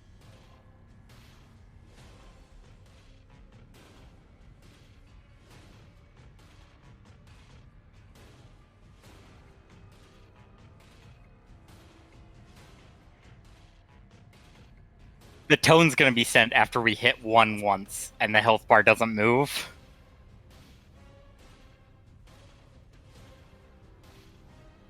Would you say that looks about correct? Yes. Kyvius Warren. Can I go before the other thing? Oh. Sure. Yeah, like I think I said, if possible, I'd like to go before the Eye Tyrant, but I guess Eerie can go. Okay. No, that's fine. No, it's up to. Like, I'm planning on doing something that could potentially stop its turn. Oh, yeah, you go. Get in there. I think Steel's just throwing us a bone here right now. Oh, is Saigar going after the tyrant? We need to split the bosses up. We've Yeah. We literally need to make given sure they them don't go two back to turns. back. So just put me and Galadriel after the Eye Tyrant then. If he's gonna stop his turn, I was gonna try and stop his turn as well. So let Melgar's probably got barbarian things. So Galadriel and Kyvius will split the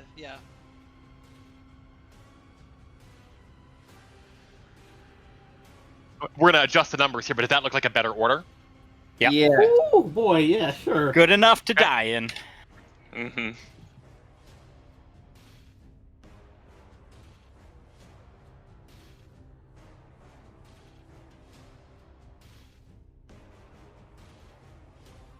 Okay. Everybody good? Yeah. No. No, but let's do this anyways. Wait, aren't the Warren? bosses going back to back again now? Yeah, because nobody's going between. That's what I've been talking No, about. Kaius and Kaius Galad will go and before Galadriel. Voice Cavius here. and Oh, Galadriel sorry. specifically said, yeah. Yeah, just make Yeah. Voice here My 1 and then apologies. yell at it 2. You'll be good. Now you're good. Perfect. Yeah. That's my bad. perfect. Sorry, guys. There we go. All right. Fantastic. We're going to take this a little slower because every turn and move is going to be important. Warren, you are up. Cool! I fucking... Knowing that beholders love magic, I just give it the most defiant look I can, and I reach up towards the sky, and I spin the hero point to speed up Mordenkainen's sword to an action, Mhm. and take 1,000 Residium to... Or, no, wait, is it... It's a lot... No, it's a surge. I can use a... Can't. It's like I'm gonna 2,500 or something. It's more, but I'm going to use what we need because otherwise we could die. So I'm going to do that. You do not require Residium in this area. Beneath you is a glittering collection of Foundling stone. That this whole area is fucking chock full of Residium in the air. Oh god. Well, then this is Antagonist powers activate again. It's exactly like the first time I summoned the sword in the middle of a fight. And that is a ritual check. It is. I don't have the bonus added to this power, but it's also another +2 because it's part of the year-long preparation.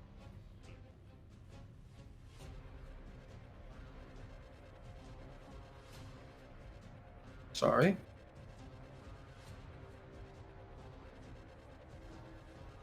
And we're gonna give that a second one. So 24. That's really bad. That is really bad. I think that's one turn? Find it. Yeah, one round. Fuck. Yeah, the blade, Mordenkainen's sword, conjured to your hand, fills you with strength momentarily, but it's resist 15 of damage, I believe, other than force damage. But like you can feel your grasp on it is tenuous at best. It's almost like even though this blade is a magic unlike anything you've ever experienced, as this creature slowly blinks, you watch as it just sort of begins to dissolve in your hand. Out of fucking defiant frustration, I spin the surge to extend that to 2. Okay. So I get 2 turns. Let me update my sheet with the bonus very quickly. Give everyone time to think about what they're doing. Cool. Yeah. How far away is this one? Too far. Yep. I have to get to melee range, actually. Yeah, I rush forward and go for the eyes. Which one? Yeah, you're right.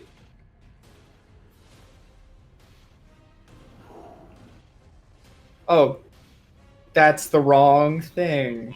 Be a good roll, though. Wait. Where's my base?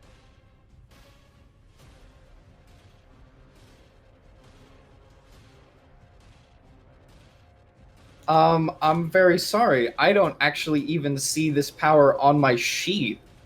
Oh no. What power are you looking for? The one that is the first part of that. Yeah, you look in that section, it's only going to confuse you. That is true. I've changed my mind. Is it called translucent? No. I wish. Would it be okay if Melgar... Yeah, we'll come back to you. Tried to... Okay, thank you. Sorry. Hi, Melgar. Okay, so Melgar is going to move up to here, so in melee range of him. Yep. And he is immediately entering rage. And this is the experiment that could help us or hurt us. I don't know yet. He is going to enter. Oh.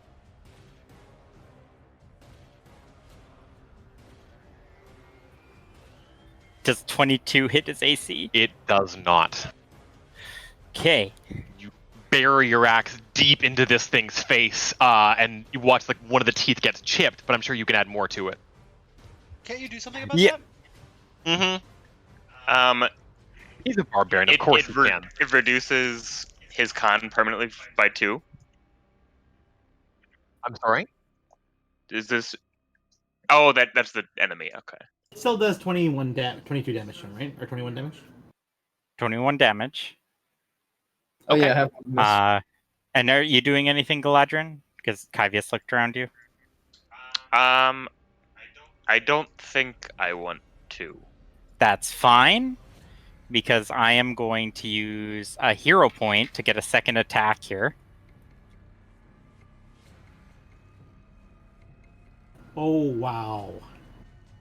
That barely chipped his health. I've revealed the numbers for you guys.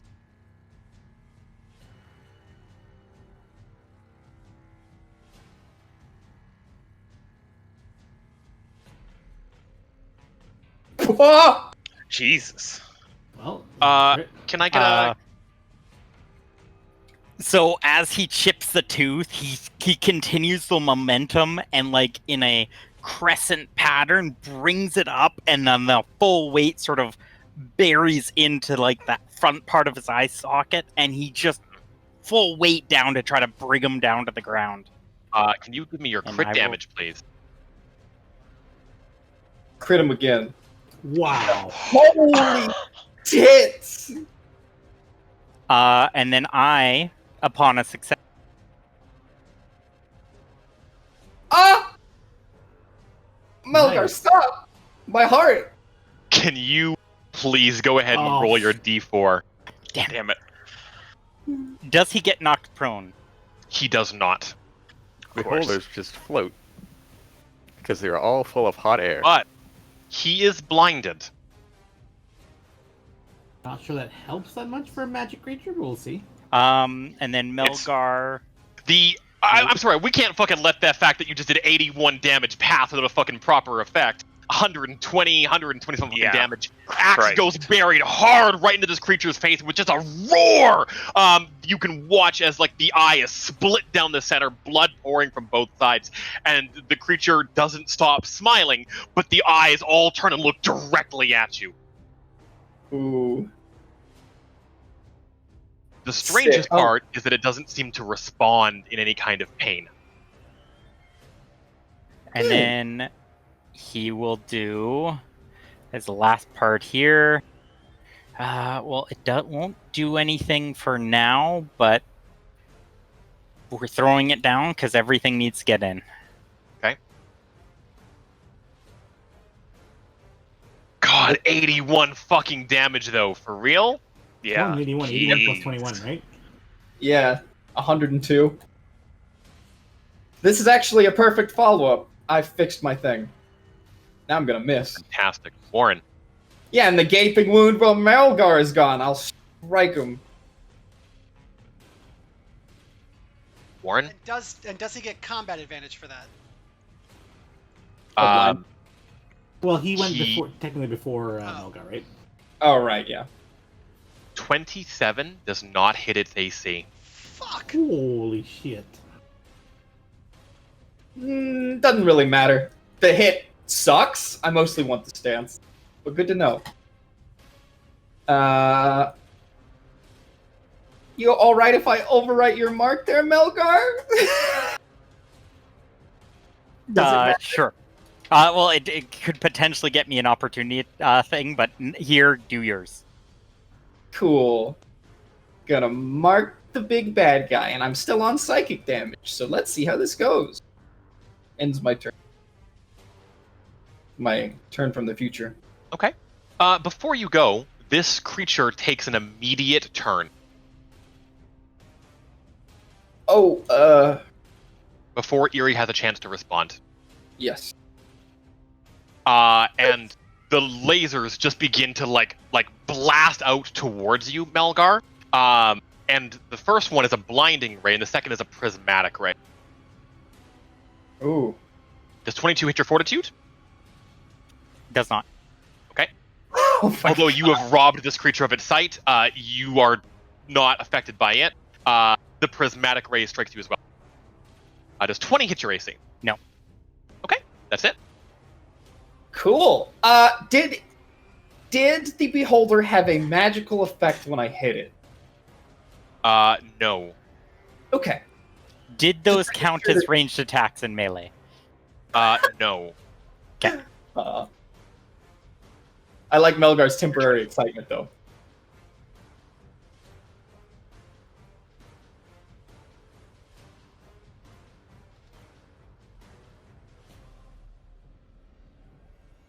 Yuri's thinking.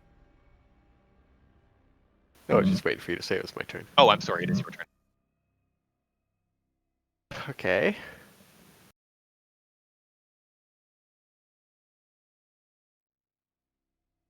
Well, this may be the wrong play, but I will spend my last healing surge actually, and minor sorry, action never to mind. drink the potion. Okay. Chug chug. So let me just add those thingamajiggers.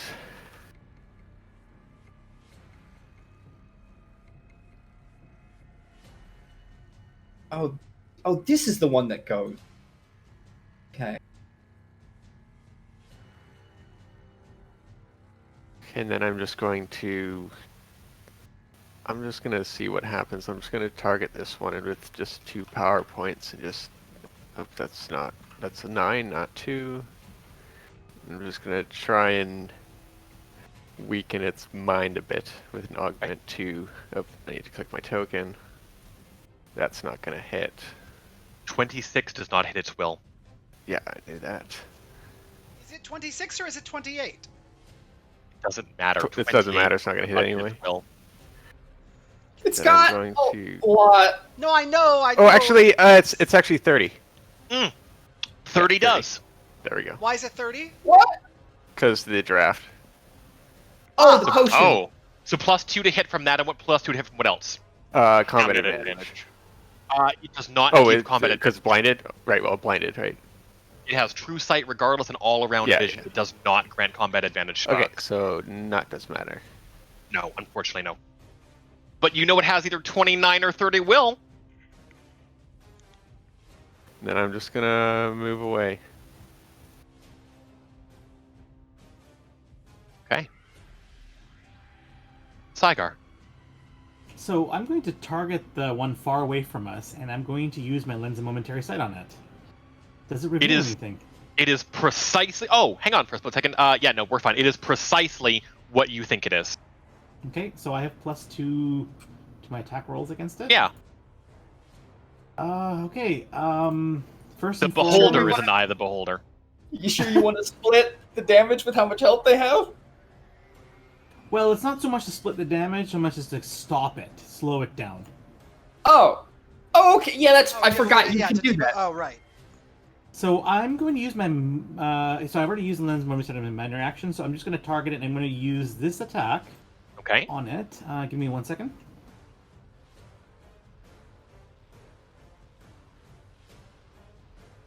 Well, actually, I'm going to use this attack here.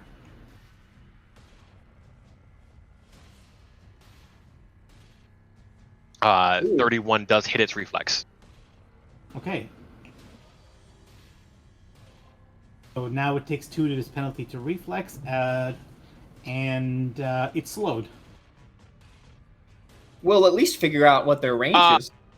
Also, I forgot to mention this. This is probably relevant. Melgar was so fucking into it. When you rolled your crit, if you wanted to choose to, you could have just blinded it instead of doing the extra damage. But again, wasn't relevant for you because you dropped your cards. It's fine. Just so you I know. missed a lot of things. That's all right. But blinding doesn't seem to do anything about it anyway, does it? Well, I guess we'll find out. The central eye is incapacitated momentarily, and that could be relevant. We just haven't had any casters really go yet. And that is my turn. Here it comes. Ooh, sweet baby boy, breathe fire on me. Oh boy. Cool. Oh boy.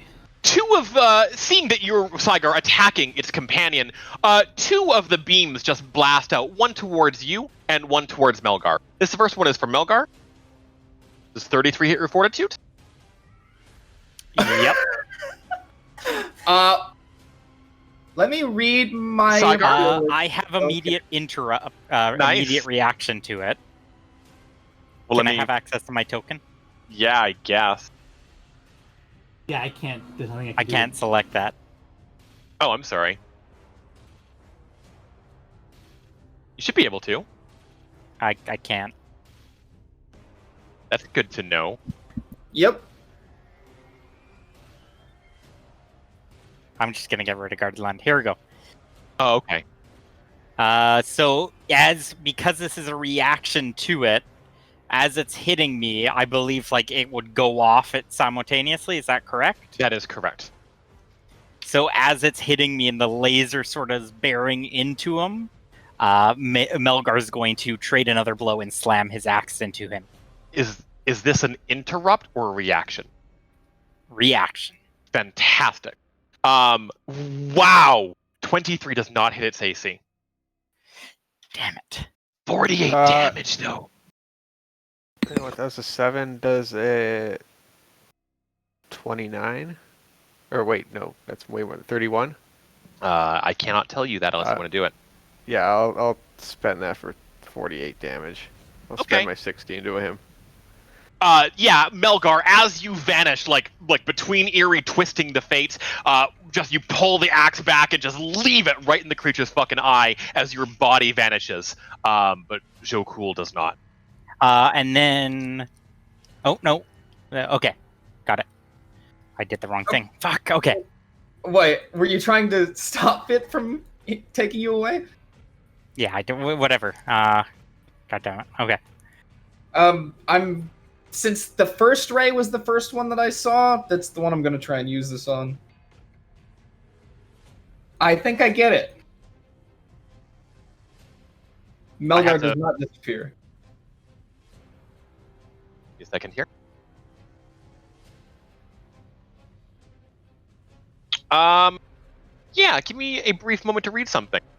It is blinded. You are fine. Yeah, you fucking interrupt, and you prevent Melgar from vanishing. Absolutely.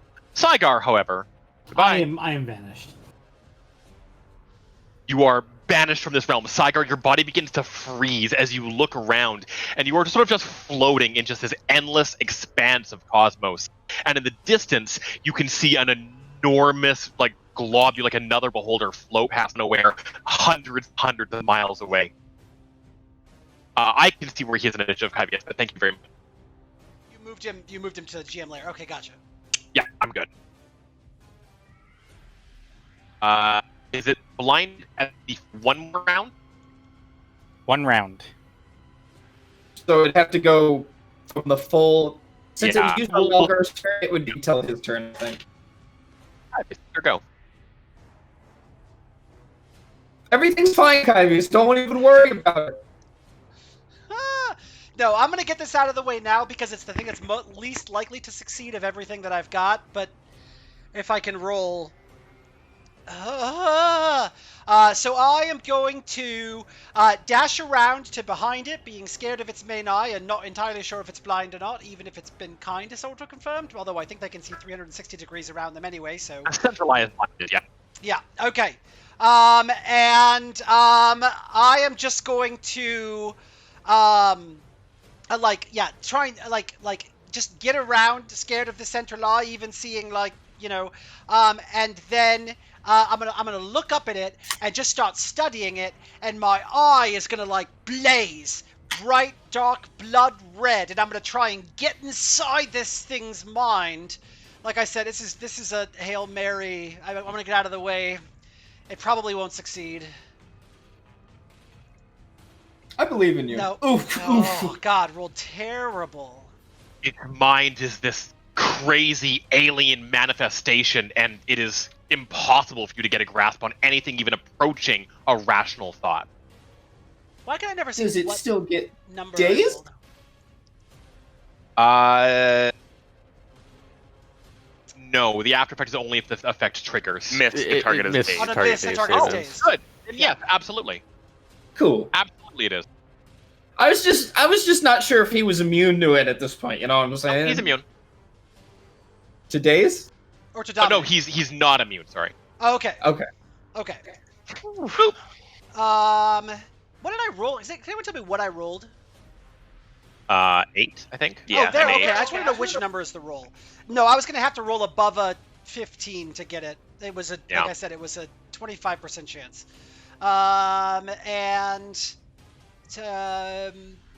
That's gonna end my turn. Galadriel, before you have a chance to go, the other beholder does. Just takes Hey, a free we're gonna turn. find out the range. The range is sight. Oh! Oh, well. Warren, both these rays are aimed towards you. Wounding Dickhead. and terror. You still get the resist 15, yeah? Yep. 34 versus AC for your wounding. That hurts. Take 3 points of damage, I think. Yeah, I'm worried about the next one. Okay. And then, what was the other one? Terror? 17 does not hit your will, I don't believe. Nope. Cool. That is its turn. Galadriel. That it took before its turn. Like an asshole. Yeah. Could I get onto the stair or go like halfway down the stairs so that this beholder couldn't see me, but I could still see the pink one? Hell yeah, you can. All right, I'm gonna do that, and then I'm gonna try and use Grand Adage on the pink one. A note: he is dazed, and that does give combat advantage. Is there anything better that I want to use then? Oh no, I was just letting you know. No, I'm just thinking. Okay, yeah, I'm still gonna use what I just said. 28, No, just gets you to 30. 30. Does hit its AC. All right, sweet. Okay, then Melgar smash! Yeah, I'm gonna give a basic attack to Melgar. So I throw the baton from down the stairs, and then as it hits the beholder, Melgar feels like a surge of speed, and he's able to move a little bit faster. 29 does hit its AC. Woo! Because tactical motherfucking presence! Oh, I didn't even read. Oh, nice. Oof. Yeah, that's 28 damage I've subtracted. Go, go, go! Go, go, go! Burn! Yeah. Yeah, pretty much. Burn! And I believe that's all I can do. Yeah, ends my turn. No, he gets a real turn. This is Terraflare. This is Terraflare, guys. You watch as the beholder, seeing its companion in danger, just sort of blinks its central eye towards it, and all the negative conditions you've applied towards it just end. No longer dazed, no longer blinded. And I'll adjust that in a moment. But here. it says all creatures within range. It includes us too, then? It's a burst 1. That is correct. So, if there was any magical effects on Kyvius or any ground effects nearby, like the ice, it just begins to rip away and dissolve and just like fades away from underneath your feet. Any magical effects that were on Warren as well, same thing, would just be gone. But the unfortunately, sword does not. Saigar isn't there. Saigar is not And there. that's the end of its turn. Nah. That's a minor. It says it's a minor. How can you tell? Oh, Yeah, as a I minor. As a minor. Yeah. Madness Ray Terror. twice, huh? No, terror times 2. Oh, madness. Yeah. Melgar, the Yeah, first dude. Madness Ray is sort of aimed towards you. Does 27 hit your will? Yes, it does. Need you to go ahead and take 17 damage, and also just immediately go ahead and use one at will against one of your teammates, please. Uh-oh! Like a good damaging one. Is it time to bully Kyvius even more? I No, think I'm Warren. the only one in range. Yeah.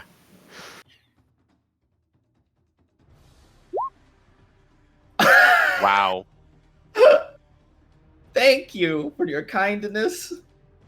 Nobody makes me hurt my friends but me. And then seeing this, Warren, it does the same thing against you, although to much less effect. 21 versus will? Let me check. I don't think so. I'm pretty sure no. Okay. No, I have 23. Warren, it's your turn. Something about Melgar attacking me from being mind controlled feels really familiar. That dispel I can't magic. quite- That dispel magic, is that an at-will? don't know. We don't know. Our order is so fucked if that's Just what we did. assume yes. Fucked Listen, the order we- then, yeah. No, we didn't know. We didn't know. Don't focus on the negative. Focus on what you can do. Okay. On what you can do. Do I have anything that doesn't target Will? Hold on, who made this character? Is it me? Did the other beholder just stay still? Yeah, he didn't have to move. Okay. He's got sight range. You know what? Nah, he's gonna hover like a couple feet up. That's it. What Thank a you. fucking asshole. Could he even move when he slowed? He can move 2 squares. All right. Saigar, I appreciate your effort from the void. I'm shouting out to you like across the stars. Listen, Melgar wasn't very useful the first 2 encounters. At least he's making up for it a little here. Yeah, thank you. Oh, I still have this. Okay, cool. I'm gonna shift back 1, although I don't think it has a melee. You know what? Fuck it. Whatever. We're gonna hit it with a will attack, because that's all I have. 26. Does not hit. Cool. I'll end my turn. Actually, you don't, because that was some magic, right? Yeah. Seems like magic to me. What kind of action is Reach for the Stars? Is that an encounter or a daily? It's, Blue. You'll have damage when used from the front. Counter a daily power to deal less than 15 damage. It's an encounter, I believe. It is an Okay. encounter. Wild, as you fucking use your magic to, like, craft this spell and, like, lash towards it, I need you to lose another encounter power of your choice. It doesn't reduce it to less than 15 points of damage, though. That doesn't hit it. Oh! Sorry, I could word it better, but if you fail to do less than, like, if you do less than 15 damage with an attack power that's magical based, you run the risk of losing more magic. Okay. So you need me to check off an encounter power. Just pick an encounter power, it's gone. Okay, good. I'm gonna check off the one that controls their mind and makes them make a melee attack. That's a nice one. Don't think that one was gonna help me. Is your turn over? Yes. It's gonna go. Could it not? Nah, it feels like it. Is that cool? I feel like And it I doesn't matter the politely ask initiative it order. not to. A couple of Prismatic? prismatic ways, or rays rather, towards you, Kyvius. Both of them. Those are the most chill. I say before. Yeah. Right.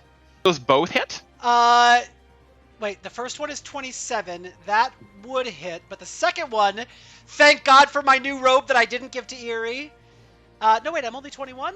No, I'm only 20. Yeah, because I was under 20. Yep, Okay. Just hits. They both hit. Do you recall if your tiefling fire resistance is 5 or 10 at this level? At this level, my tiefling fire resistance is 5 plus half of my level. So my tiefling fire resistance is a total of 10. Nice. So you take 11 plus 15. 25? 25? Yeah, 25 for it. damage Jesus. from cold and lightning. And what happens is the fire comes in the prism, but I hold up my hand and like capture like almost you almost see me like draw the heated light from there and like spit it back around my head and like blast fuck, it out that's of my right. other hand. Oh, fuck! Oh, and he's behind him. And I am behind him. Yep. Doesn't matter, it's not fucking magic, it's in your blood. Oh, that's true. Tieflin shit. Yeah, tiefling shit. Burn, So baby, burn. I'm selected and I roll and I do 35 Oh! fire damage. Whoa. They take full damage from fire. Go, go, go. We're almost in Melgar's kill range. Melgar, it is your turn. Okay, Melgar's getting into it first. Yeah. As if he wasn't before. Oh, this is so standard or move action to minor, drinking the elixir of giant strength. Oh What? man! Woo! Chug chug chug! Minor action. It gets in your activate. beard a little bit. Uh-huh. So I'm gaining combat advantage do? against all bloodied foes and Yep. +4 damage against them as well. Yep. That so does that's count. +8 damage base. Okay. And you're still raging as well right now? He's raging. I'm still raging. And then He's got I'm going 87 to... health. He's in danger is what he is. 28 hits his AC. Plus, because I have advantage on him. Okay, not as great, but still. All right. So it's 38 plus 8, right? Yeah, so 38 plus... No, so that should be baked in there. Okay. I have that in there. Yeah. So it's just 38. Yikes. Okay. And wow. I'm gonna try to just rake him into a wall. The smile begins to fade somewhat. Now, a far greater challenge is Eerie doing 49 points of damage. Ha! Oh, wait. Oh, fuck. No, the second ability didn't hit me. I forgot about my... It was versus AC, wasn't it? And it was targeted? Yeah. AC, yeah. Yes. Okay, I'm going to give myself a little health back. Sweet. Oh, Okay, I forgot about that. nice. That cloak did save me. Eerie, it's your turn. Haha. Also, Melgar, holy fuck, chill out. No! Help! I'm glad we brought you. Also, sorry, Ash. All good. Well, clearly we just need to kill him so that the effect ends. We're not sure. I don't want to get Yeah, stranded in does, stars. is that how it works? Because there's no concentration in 4E. Does the effect end if the creator... Listen, Melgar's not going to stop. We're gonna find out. Unless I die, which is also possible. I don't have much that doesn't target Will. Yeah. As in I have I feel one thing, so we're gonna try and can I split targeting of the same ability if I spend 2 power points from one from myself, one from the duplicate? That's Just a great so I can question. hit both The of them? answer is absolutely not. Okay. Get out of here. What do you think you are, Warren? Tell him to roll Arcana for it. Yeah, then I'm just gonna target. Yeah, I'll just target this one with a thingamagoo. Oh, for it. That's probably not gonna hit either. Definitely not gonna hit. That does not hit. Good turn. It's better than their batshit insane AC. Tiger, can you make a saving throw for me? Yeah, I can make a saving throw once in here. Fantastic. Just D20, So- right? I don't want anybody to relax too much because on that list is Disintegration Ray. Yeah, no, I know. I So just check That 20. hasn't happened yet. Oh, never mind. I have it there. Saigar! Tiger, at the end of your fucking turn, as this large... Can I throw down a card? Yeah, man. 100% you fucking can. Yeah! Nice. So I'm gonna target the pink guy. I'm gonna turn in front of the go. Here. Yeah, that's not happening. And I'm going to use this attack.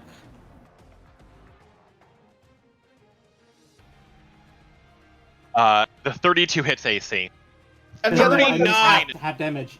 Oh my Oh, god! he dies! You fucking killed! I did all the work. God damn it. And you what? Saigar came back from Oblivion to kill Steel. That was how important it was. To make sure that Melgar did not get the kill, he saved out of Oblivion, used a Geomancy card, and took Melgar's kill. That was how important Fucking it was. wild. If the rage was dying down, I imagine it just got rekindled. That's my favorite thing. So the the whole beholder. Do I describe what happens to it, or do we have Please any do. idea right now? Please do. Okay, it basically just explodes in goo all over Melgar and Kyvius.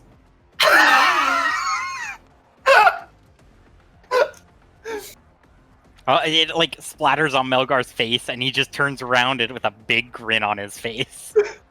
You guys are both drenched. Like I'm not not just a little bit. Does Melgar try and swipe at the bits of him remaining to get strength points? I can also move my speed, so I'm going to. Where am I going to move? I'm going to move right here. Kind of on the balcony, sort of. Thank you, Melgar. All right, that's my turn. Before you take your turn, the Void Spear Beholder goes again, Kyvius. And just lets out a couple of blasts. Oh, jeez. These are both directed to you, Saigar. Of course. The first one is Unraveling Ray. Seeing as though you have killed its mate, the other one is not this placid face, but instead, it just lets out this, like, unearthly howl. And you just sort of realize that your body just begins to slowly unpeel like a ribbon. I don't think 18 hits your reflex, though. Does not hit my reflex. Cool. Does 28 hit your fortitude? It does. Saigar, you feel your chest. However. Okay. What the fuck? I'm waiting to see That's what his Saigar encounter. does. Did you see what I threw him? I did. You fail 2 death saving throws, but you do not take any damage. Oh my god. I have to roll a 1d2 here. 1 second. Yeah. And Saigar, don't you have your reaction? I actually hold on. I'm sorry. Can I apologize, Teal. Can I undo all of this or no? It's too late now. Too late. Okay, no worries. Save it for later, buddy. I already did You get the same 2 mistake. rounds of immune damage. Kyvius, it is your turn. Saigar, you do like lurch forward, like you're like, what the fuck was that? And you watch as it just like fixes directly on you, and you can feel your heart, some like this mental crushing grip. I can only interrupt and save allies within 5. Yep. Sorry. It's alright. I didn't. It's alright. I'm glad you had that card because I had nothing for you. Well, I would have lived, but it would have been pretty bad, though. God, God, it's gonna take me 2 turns to get in range.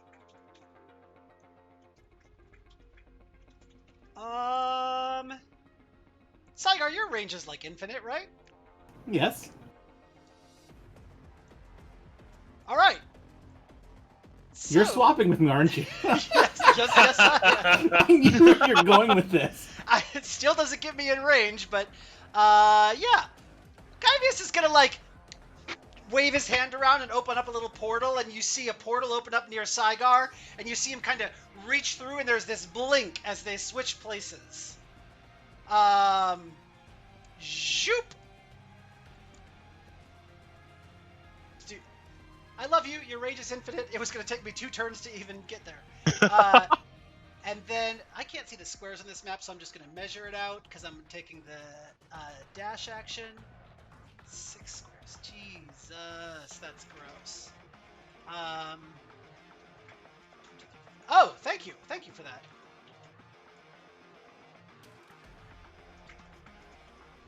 Six.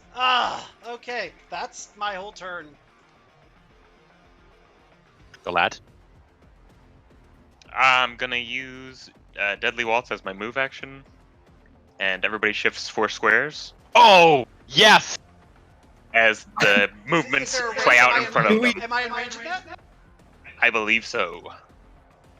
Does I'd allow everyone in the party, as they move forward towards the beholder, are they forced against their will to do a dance?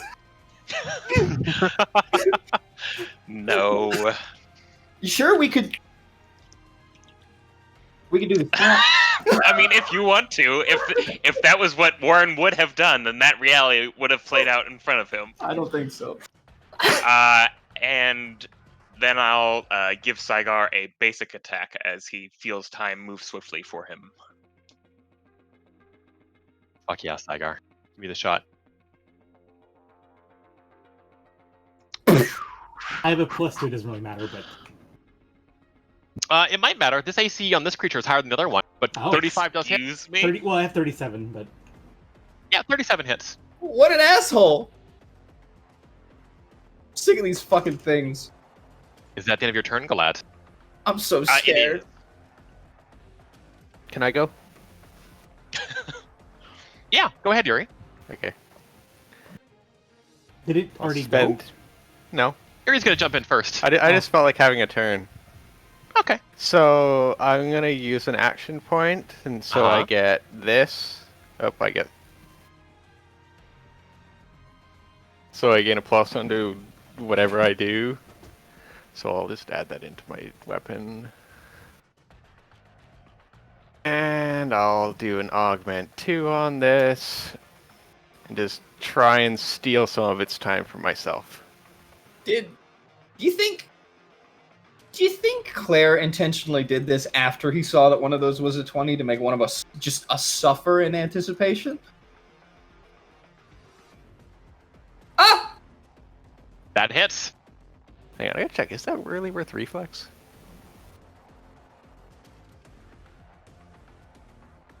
I mean, 30 hits, whatever. Oh, forgot what it is a reflex. That's weird. Okay, so it takes 20 points of psychic damage, and the target is dazed until the end of my next turn. That's extremely good. I don't think And that's- I teleport. Nice. Was that before it did its attack? Yeah, now it can go. You'll allow it. You may move. So the first one is going to be Unraveling Ray on Warren. Okay. I'm a little worried. I don't remember what that does. Does 33 hit reflex? Yeah. Yeah, I'm not dodging that. Your body begins to rapidly vibrate and just slowly begin to just unravel, for lack of a better word. It's a beautiful blue light. Good. So no, I'm not going to forget that ongoing damage. And then I'm going to go ahead and use the bad Death one. Beam on Saigar. Yeah. Would Saigar, that does 22 hit your fortitude save? I'm countershotting it.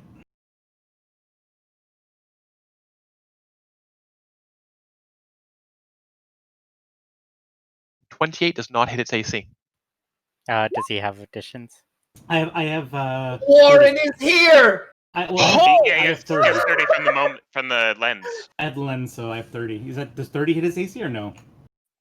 30 does hit its AC. Okay. I think normally the effect of just like you fail 2 death saving throws happens even on a miss. I think that if you both like counter shot and flicker, I would allow it to go ahead and slide this time. Give them to Warren. Because the way that Warren does the flicker, if you have to, is him basically taking, like, batting away the effect. But if not, I'm okay with none. Technically, you know what? Yeah, Warren, take a death saving throw. Okay. That guarantees that I'll take 2. Indeed. Warren, Sorry, it's your turn. I'm quite confused what just happened. No, it's okay. You can explain what it is. So normally that you fail 2 death saving throws even on a miss. So counter shot and flicker, even though it makes it the attack miss, you still fail the saving throws and die. Oh, got it. Did it But- not have to roll what raise it? No, this it did. time? It did it above Eerie. It does have to roll, yeah. Oh, Yeah, Yeah, just if it you was look above time lapse, that's its roll. yep. Okay.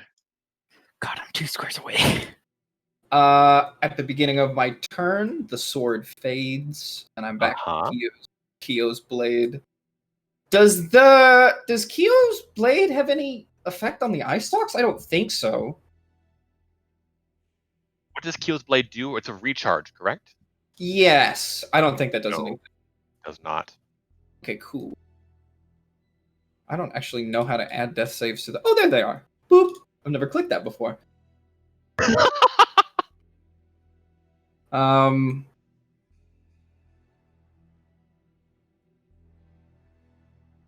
also at the end of its turn, it is no longer dazed. From Eerie. Good.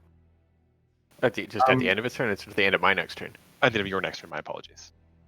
I'm going to race forward and reach out with the good old standby ageless antenna. Ooh, that's not very high. You know what? I've only got one of these left. 28 hits its fort. Cool. Marked. It gets a little acid in its eye, and it needs to go, wash that off, like Benji. It does half damage, however, which means that, regretfully, it does less than 15, and I need you to lose another daily power. Wait. If it does 23 damage, then it does... Oh, less than half. Yeah. I can't read. That's okay. Do I have? Yes, I only have one more. Okay. That's it. I don't have any dailies. Yeah, your acid blast, then you get a little bit, but you watch as most of it just blinks at you, and the magic just is evaporated from the air. Okay. Warren, are you left or right-handed? Neither. He was. So the sprite doesn't show it well. He was right-handed, but he was forced to switch to left after it was cut off. Okay. And that's as far as I can go this turn. Eerie, it's your turn. Move action. Oh, on Melgar. I'm sorry, I forgot something. Warren, did you take the 10 damage from the start of your turn from unraveling? Yes. Oh, I need to And then roll a save. save. Saving throw, please. Yeah.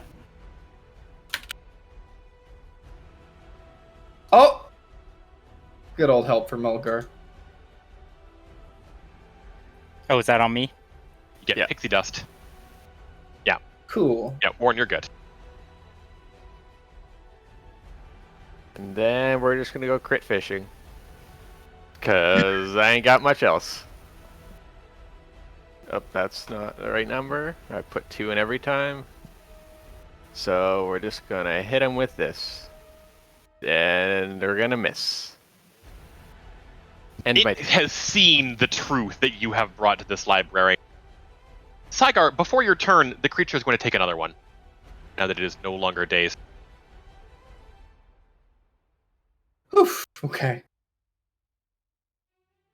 I mean, they aren't good, but... Yeah. I don't think Madness Ray does anything to anybody. But we're going to start with that on Melgar as before. Let me check. That does hit him. Okay, so 21 psychic damage. And then Unraveling Ray is going to be against Warren. He's marked. It's 17. Oh, I'm so sorry. Yeah, it is. Oh. It is. Yeah, 17 versus Will. I forgot that he was marked. My apologies. No problem. That misses. Nice. Mark. And then Unraveling Ray once again against you, Warren. Dickhead. Yeah. Yeah. Saigar, it's your turn. Quick question, just dumb question. If you're down here, can it see us if we're down here? Who knows? It's hard to tell. I mean, you said it has sight capability, but is it like Yeah. visual sight, or is it like truly anywhere you are here can see you? That's a very good question, but it's hard to tell. Okay. I don't think I have any choice except to target it, and I'm just going to fire attacks at it. So yeah, I'm going to use my minor action. Is this not really going to help me too much, but I'm going to use it anyway. So I'm moving into a stance. Basically, every time I move, I gain a +2 bonus, and to my AC and reflex, and I'm going to deal an extra 1d8 for my next Thorn in the side is such a fucking, and that description is so strongly how I feel about Saigar. So I'm going to move 4 squares, just like this. A little bit of a loop. I look like an idiot when I do it. 4 squares basically to throw away off the from enemy. where you started. It can't be a loop. It has to be 4 squares further from your starting spot. You can't just run in a square. No, and right. I started here, but I went over here. Basically, That's 2 squares from where you started. That's 2 squares. Oh, got it. Okay, so yeah, that's fine. I'll move here. Okay. And so I get +2 power bonus. Sorry, my next attack does 1d8 extra damage. Correct. I'm going to attack it with this.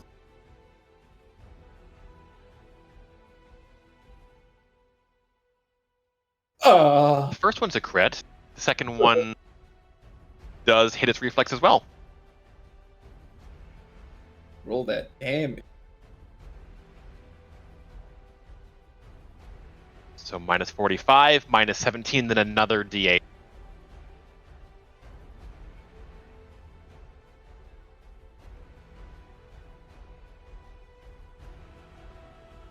Can you give me another? Yeah, fantastic. My goodness, it's not bloodied.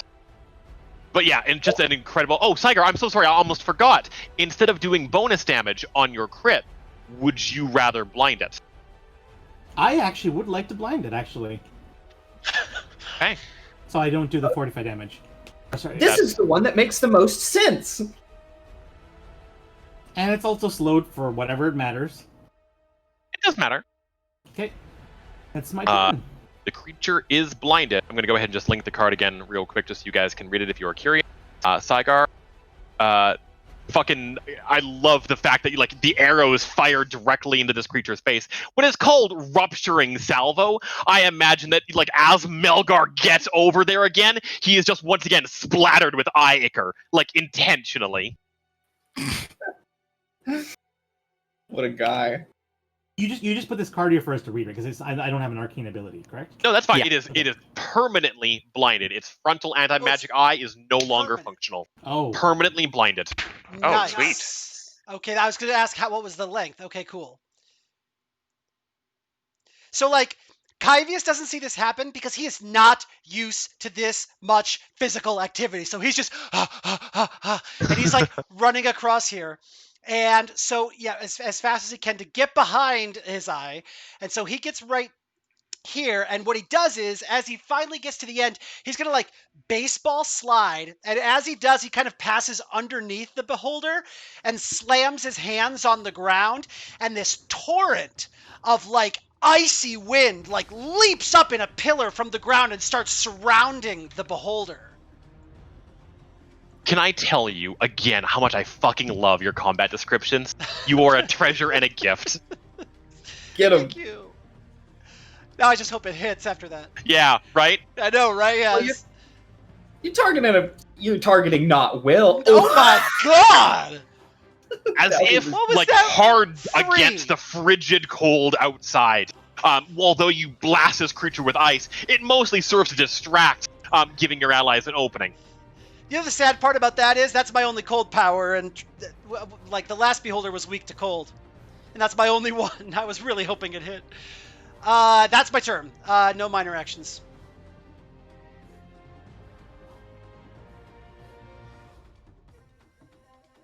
Hello, Galad. Hello.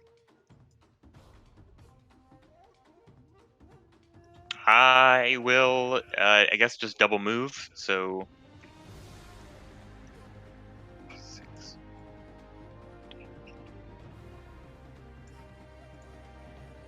And then, so double move requires your minor action.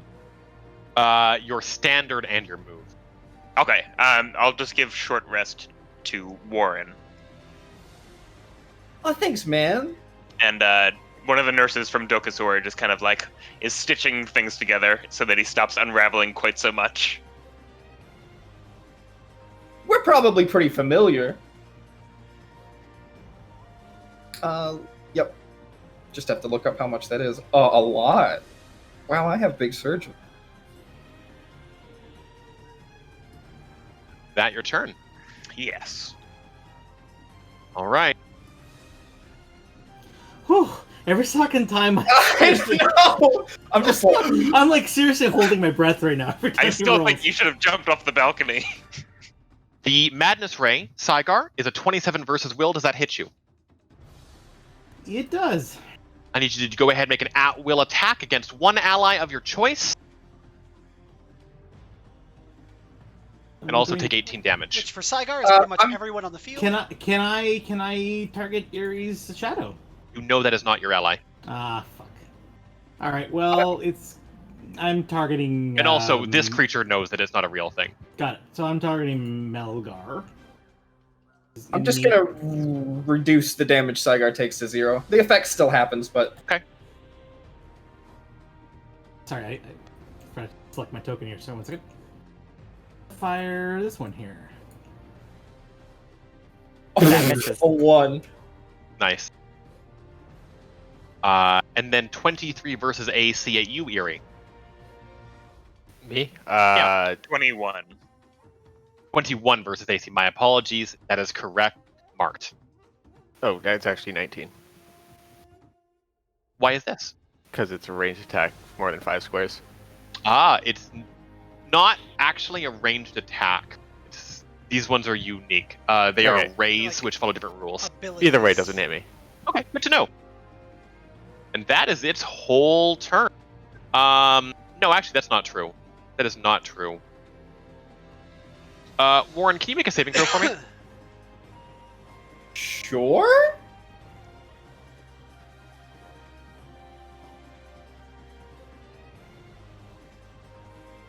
Fantastic. Get You outta feel here. this creature's gaze towards you, and for a brief moment, like your arm spasms as you feel like it's beginning to sort of separate from your body.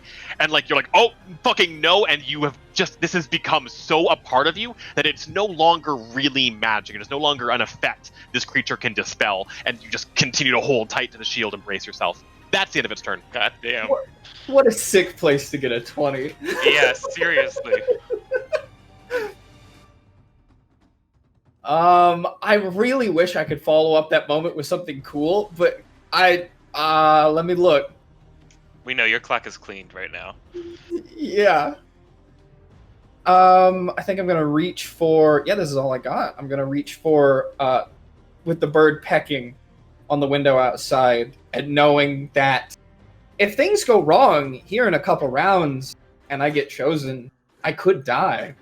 I just kind of take a moment to settle with those feelings and remind the beholder that its fate is very similar.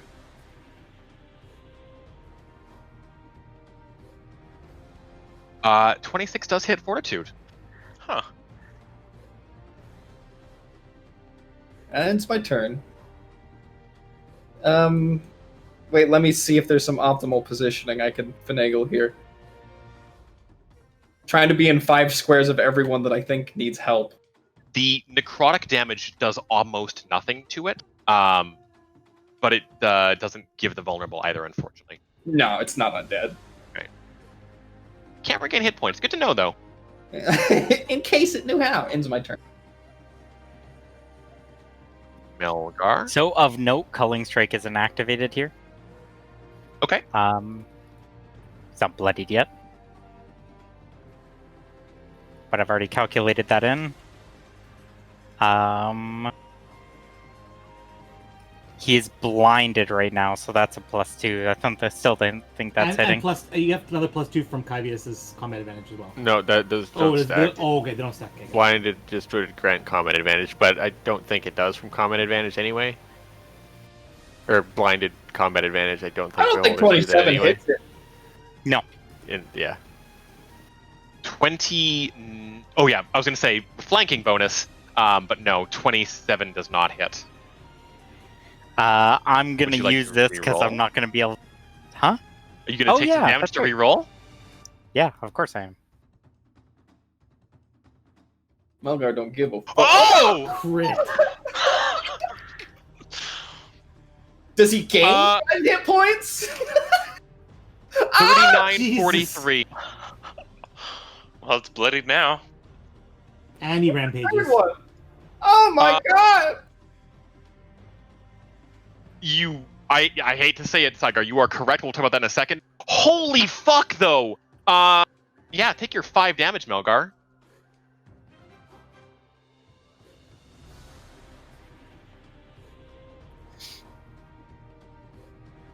Okay, now That's it's so in gross. bloodied mode now, right? Because of order of operations, when did it become bloodied? After your attack. I think the first okay, so hit. the rampage being a separate free action wouldn't be separate from the crit attack. It would have That's been only bloodied. important because it would do 4 more damage if that were the case. He would have Then, been bloodied yes, before the rampage. The rampage would then get the additional damage, yes. Yeah, so it'd be 4 more. Fucking wild. 25. Yeah, hang on. Culling Strike is now active. It's good. I can't get him back in the fucking turn order.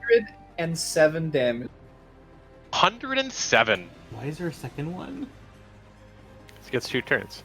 I was right. trying There's a second one because Steel's he crit. trying to. Oh, there's a second turn because yeah, he's bloodied. It's his effect. He also takes an additional turn fucking whenever the hell he wants during the round, so it's not great.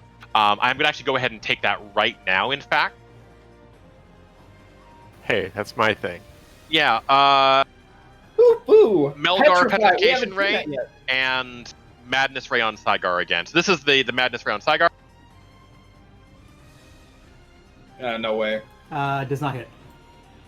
Not with a fucking -2. Oh, I'm then- sorry. Oh, you roll it first, but earlier, whenever I did this, I have it marked with my daily, so it was supposed to take 28 damage. Oh. It wouldn't have Ranged pushed it can, into huh? bloody. I think you're 1 square away, my friend. That doesn't look. No, earlier. Oh, you're right. Sorry. Earlier, whenever I Well, he started at 158 before I went into him. Yeah, it wouldn't have. No, He it would would have. have 190. He would have. Oh, okay. He Oh, was no, 194. Yeah, that's right. I forgot the Saigar reverse thing. Yeah. Petrification Ray against you, Melgar.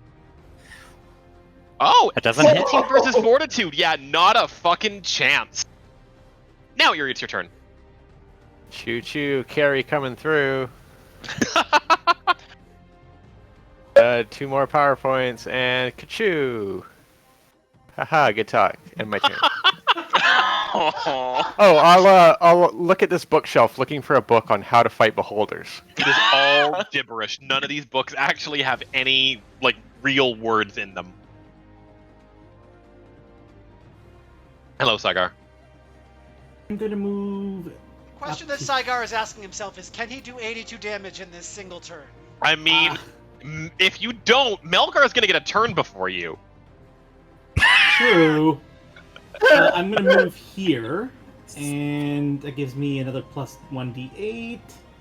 And I'm going to fire. I got nothing.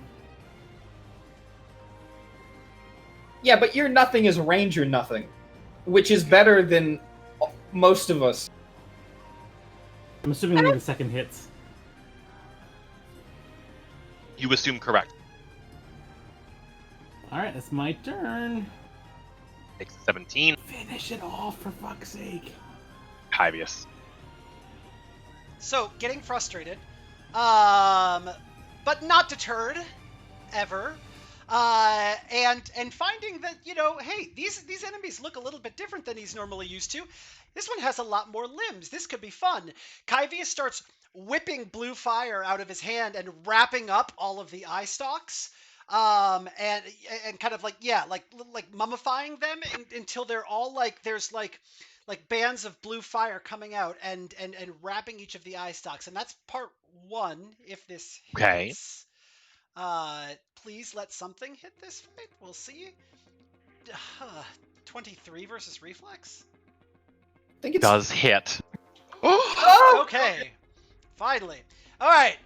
So 29 fire damage, and then what's gonna happen is I'm spending a hero point, and he's gonna yank the eyes back, like rodeo, like to the back of the head, and with his other hand, yes! he's gonna blast him with an Eldritch Blast. This. Yes, that's a hit. Oh, but yes. Okay, cool. So 26 more damage. Galadriel, finish this fucker off. Give Melgar the glory. Give him the Oh yeah, you can give him a turn it. Don't let him have the Give him a turn. basic attack. Yeah. Hold on. Oh, Fucking Joe Cool. his strength grows.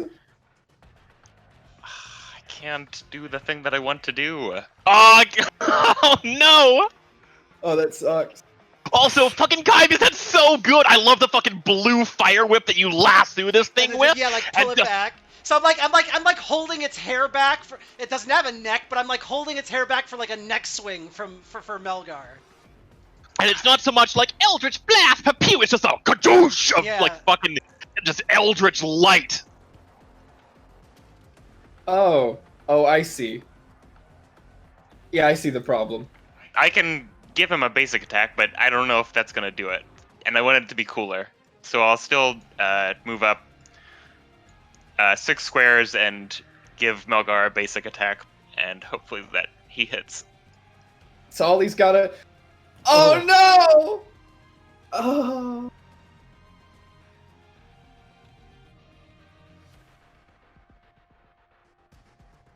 Is that your turn, Galad?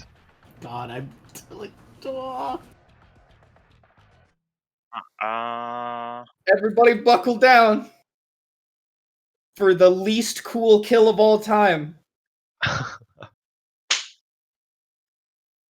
He's got a turn still. I'll give Yeah. Turgus to He's got Melgar. 3. Do it takes a healing surge, right? Yeah. Okay. So much health. I mean, you could. Do you still have your hero point? No, I used it to get us across the blizzard. Oh. End of turn? In the sickest move ever. Yeah. As long as it's not the first one. Okay. Come on, it all has to be on Melgar. It's not. It's gonna be on Kyvia. And that's negative. That's a -5, so none of those hit. Yep, that's correct. -7. Hold on, let me read a power. Oh no, they don't hit? That's actually worse! Close. Okay. He has to hit for me to do anything. He's gonna -5 to hit right now. Son of a bitch. Okay, keep going. As a minor action on his turn, Eerie, your sort of phantasmal duplicate is just like annihilated. Just, Oh no. I don't think it technically counts as magic, but again, just the hysterical panic. Yeah, that's good. Ooh. First one is going to be against Saigar, I think. Okay. Oh, that definitely hits. No, wait. That's 20. That'd be 20. 22 versus Fortitude. 22, Mark, though, yeah. right? Oh, yeah, 20 versus Fortitude. 20 versus... That still hits me. Oh. Okay. So, I need an answer to a question. It hits Saigar. It doesn't do damage. Right? Does this work? It yes. says hits with an attack. Yeah. Oh, wait, hold on. I've misread. This deals damage equal to the amount of damage prevented. Never mind. Nothing. Yeah. Okay. Not that'd equal be to the cool, though. amount that it It'd be should very be. cool. You deal 0 damage to it.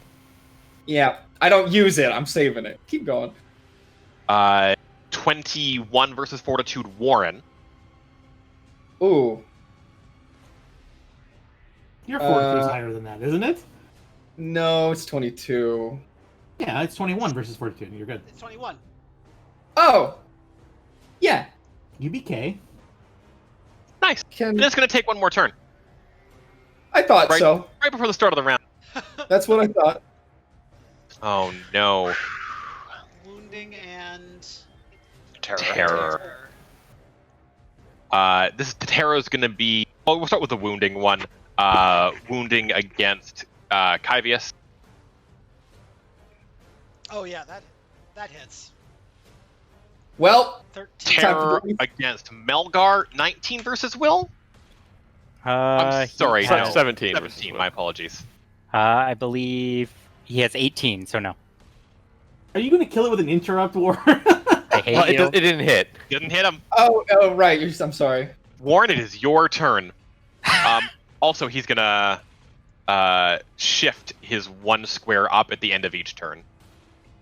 He's slowed though. Oh, okay, never mind. I guess every turn. Yeah, he gets 3 turns, so he gets 2 full turns. You So he can't finished- shift while slowed. I don't. No. You Yeah, can. you can't shift while it's slow, Yeah. right? Yeah, you Triple just float. remove and can't exceed 2 squares. He goes this Oh, far. okay. Is Melgar able to throw his axe? Is that Or his something turn. you can do? Just try not to style on the beholder. Or and just kill him. Uh, I will say Melgar has 2 chances. Don't worry. I've got this if you both miss.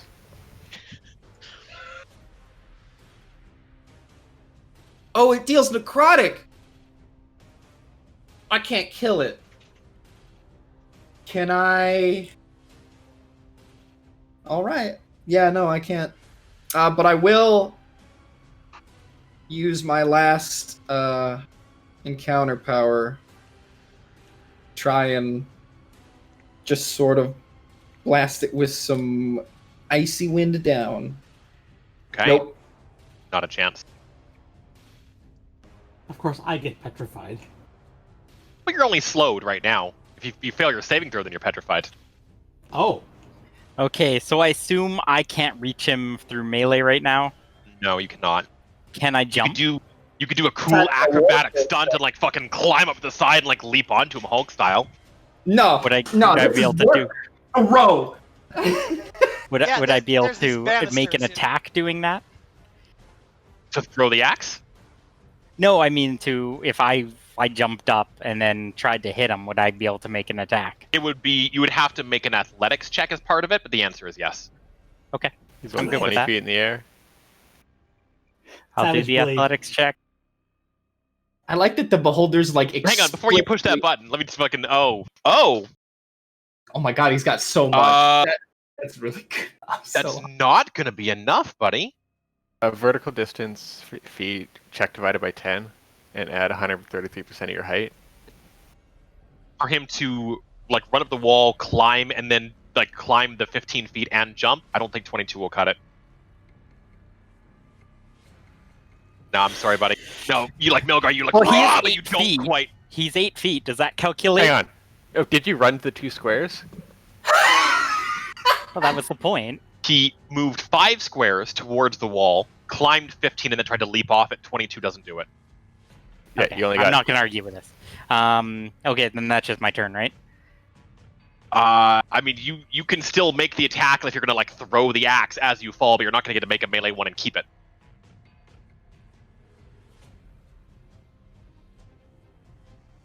So, like, it's what are we talking here?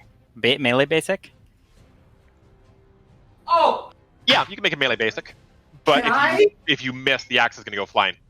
can I add to this flavor? You're free to say no. But when Melgar misses the jump as he's beginning to make a melee attack, can I bamf him up a couple squares? I enjoy that. That may be what fucking disorients him enough to cause the attack to miss, though. We'll see. Okay. Yeah, if you wanted to make a melee basic attack, just be aware that if you miss, the axe is going flying. Or you could just fucking land and allow Eerie to kill it, probably. Oh, Saigar would do it. oh, here we go. That's a hit! +1 strength. That Melgar, you fucking, like, just race towards the wall. One hand, like, grabs one of the candelabras, throw yourself up, teleport mid, and as the axe comes down... As it comes down, like, I think, like, it embeds itself. Like, it's a swirling, like, he gives it a spin, and it right into the center of the eye, splitting the iris in half. And mid-flight, as it's falling and as he's jumping, I would imagine he grabs the axe again and just smashes him into the floorboards. He rides him all the way down to the floor. I love that. Eerie, are you mad that the floor is now damaged? How many strength do I get, Steel? 2. Yes! I feel so much relief. Can we? I don't know when we're ending the session, but But can we fucking message you on Savos and go on a manhunt? Could we go kill this stupid piece of shit? I want to murder, kill him. Here's the thing, though, guys. We just fulfilled our portion of the contract that we made. We're solid. He reneged, yeah. He did. Well, I mean, like, he didn't renege, but like, it's. If we face him again, I'm killing him. Sharing in the battle with us was optional, if you remember my wording. But he didn't provide safety to us either. That's true. Oh, by the way, did we even consider looking at this thing over here? I saw it, but I don't know what the hell it is. Melgar checks the side in his the sky in his rage, just to see if there's more enemies for him to fight. It's a book. No, the sky. What if see if there's more? It's a book. Beholder. If we killed it, we would kill the beholder. It's a book that has teeth and a tongue.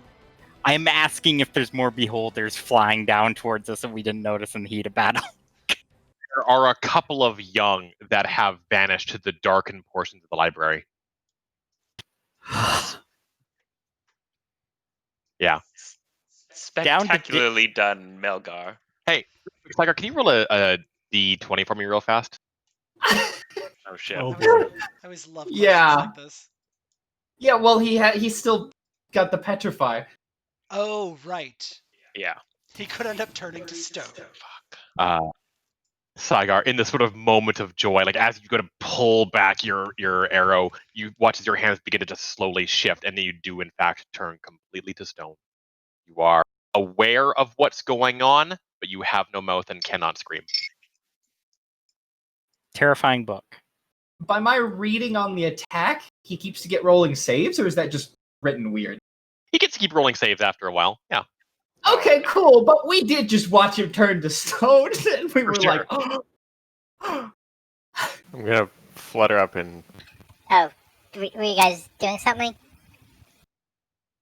Melgar gets his axe out. It was a Did shame. you find any good books? No, unfortunately, they're all. I can't read them.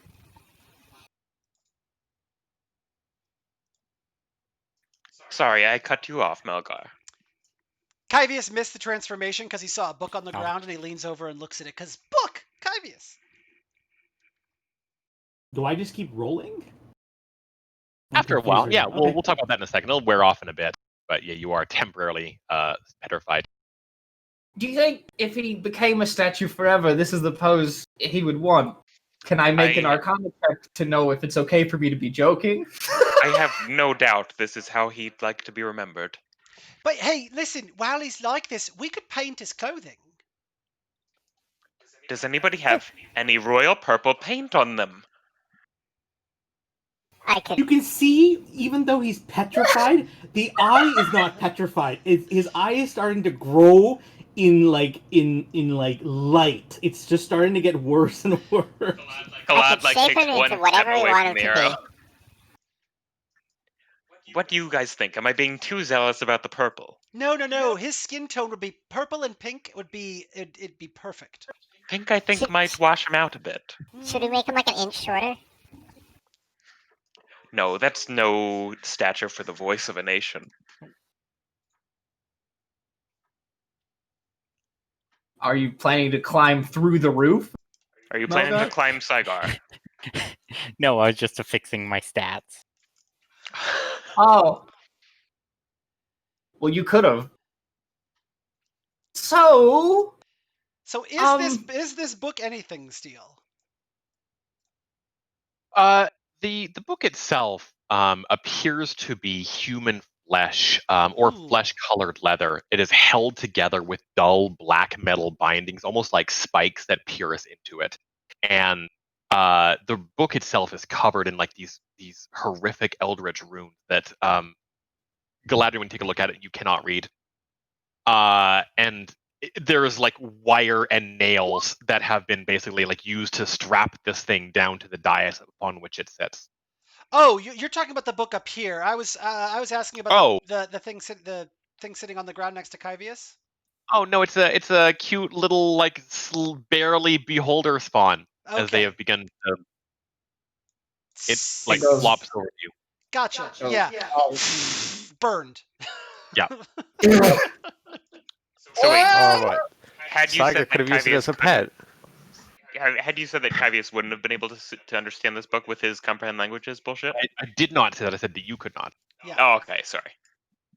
What language do we know? What language it is?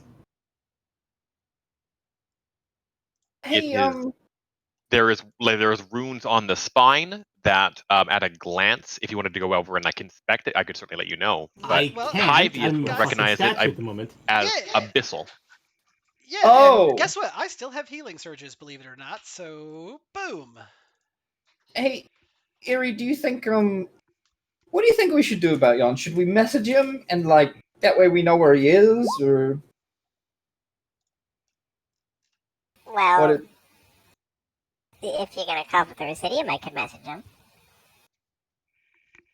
considering the amount that I just oh no, you don't have to. Right.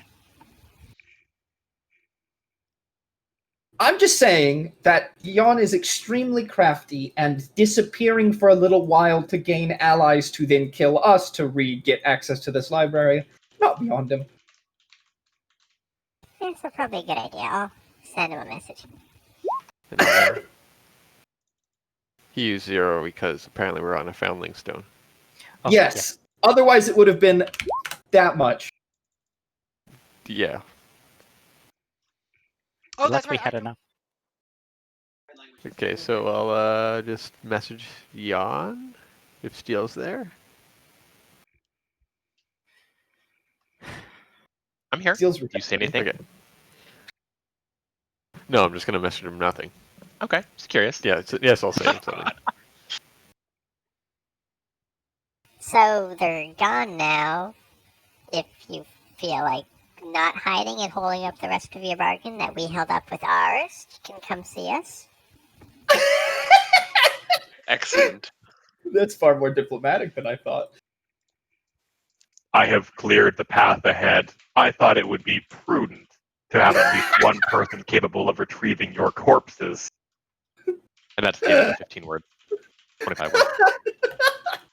And I'd assume he's just above us. He's actually completely not. He has taken the boat basically to an entirely different section of the library. Oh. He Well, is he like doesn't- moving around or something, or is he just keeping going farther away? No, he's stationary. Okay. Kyvius, the eyes of the book and the mouth on the front cover Ah! open, Oh my god! see that's you, right. and then closes once more. Its face now in a sort of a serene smile. Go ahead and read it. Do I see it? The language on the spine. What does it say? I don't want to open. Do you read Abyssal? I cast comprehend languages to read Abyssal. I didn't roll high enough to write, but only to understand. Can you also roll your legacy for me, please? Oh dear. Ooh. I'm excited. Just hit the legacy button, or because that isn't that going to do? Yeah, that's fine. Okay. I've got a mental calculation that I do know. Okay. Easier. So 27. Woo. I don't know if that's good or not. Your hand hovers over it just for a brief moment before you sort of like just put a hand like on the leather bound cover of this creature, realizing that this book is alive. And you look at the spine of it, and the title simply reads "Book of Vile Darkness." Oh, Oh good. my god. Oh. I love the separation of player and character knowledge. I don't know what this is. Bad. Very famous like very very famous in D&D lore. Bad. As many D's as you can add. We're on the level of deck of many things bad. Yikes. But again, separation of player character knowledge. Yeah. Mhm. Although that is quite an ominous title, and given that the book just opened its eyes, I don't know that even Kyvius is. What am I saying? I know him. Do you think this is the book that Jon Savos was looking for? I I mean, there's no way he could know, right? Because he doesn't even really know what he's looking for. Oh, I suppose that's true. You think Saigar feels bad that he can't get loot from these beholders? Or yell at us for looking at magical items. He'd be giving you a big yell about looking at a book with a face and a mouth. The eye's pulsing now. Hybius, as you again sort of just like take a long look at the book, it just like opens in front of you, and you can't help but just give it a little look. And you need to make a modification to your character sheet for me. As your eyes just glance down at the page, you read something in Abyssal that is such a deeply horrific secret of the universe that it imparts to you horrific knowledge. And you know better, you understand the concept of pain far more than any other human alive. And you gain an additional +1 to all of your damage for the rest of the game, for all of your attacks. Okay. Oh. Just at a glance. So I imagine I would kind of feel that. Yeah. Right? There's no downside. Right. Yeah, there's no downside. No. And so I would say whatever this book is, it's extremely powerful. The question is, I mean, it looked at me for... Book, are you sentient? Can you understand me? It does not respond.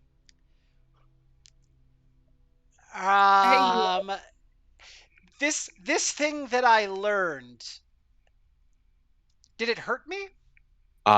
It did. Well, it's a pretty heavy weight. Like in your mind, It feels like you're carrying something that people shouldn't have, and you feel like dirty and uncomfortable. Okay. But also, this is definitely a gateway to something. Oh, this is like a if nobody mentions it, then during a long rest, Kyvius is like, it's time. First hit's free. Yeah. How large is this book? It's like a two-hander for sure. It is the kind of thing that you would have to strap to your back basically to carry out of here. Eerie could make it smaller. Eerie could make it smaller. I ain't touching that shit. Or the question is, Eerie, it's a potentially cursed item. What the fuck are you talking about? Of course you are. Even I have my limits. Eerie, what? You're the keeper of all things bad. What do you think that falls on your scale of chessboard to item from the dark place? Well, one could potentially kill you. The other could potentially kill you. Okay. This could potentially kill you. I don't know why I asked.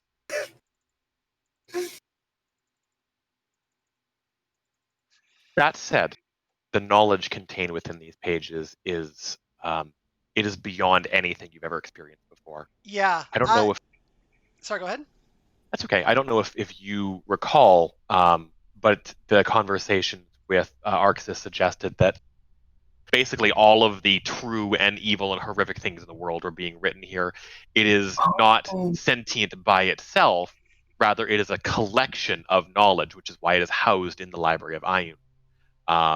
It is not inherently malicious, but it is horrific beyond anything else that has ever been existing. But it's one of two books that exist here. That's right. I forgot completely. That Arxis talked about that?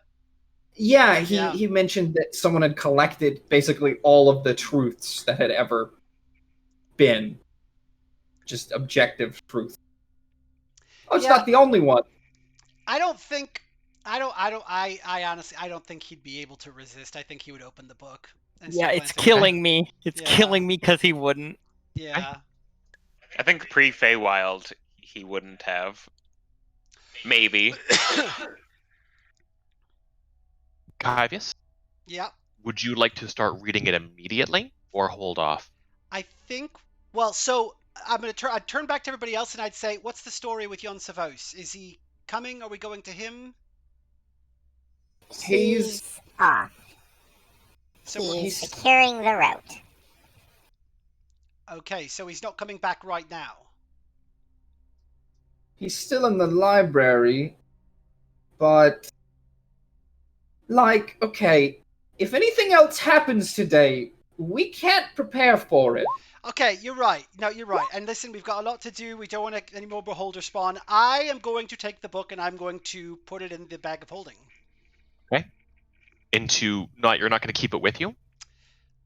Technically it is with me because I have access to the bag of holding. I know. Am I unable to let it go? No, it's nothing like that. Okay. You definitely can.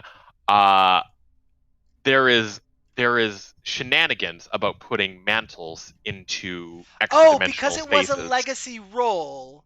Right. And I would have felt that, right? That it was like the resistance to it feels like this is for you, but it's easy to lose. I see. Okay, yes.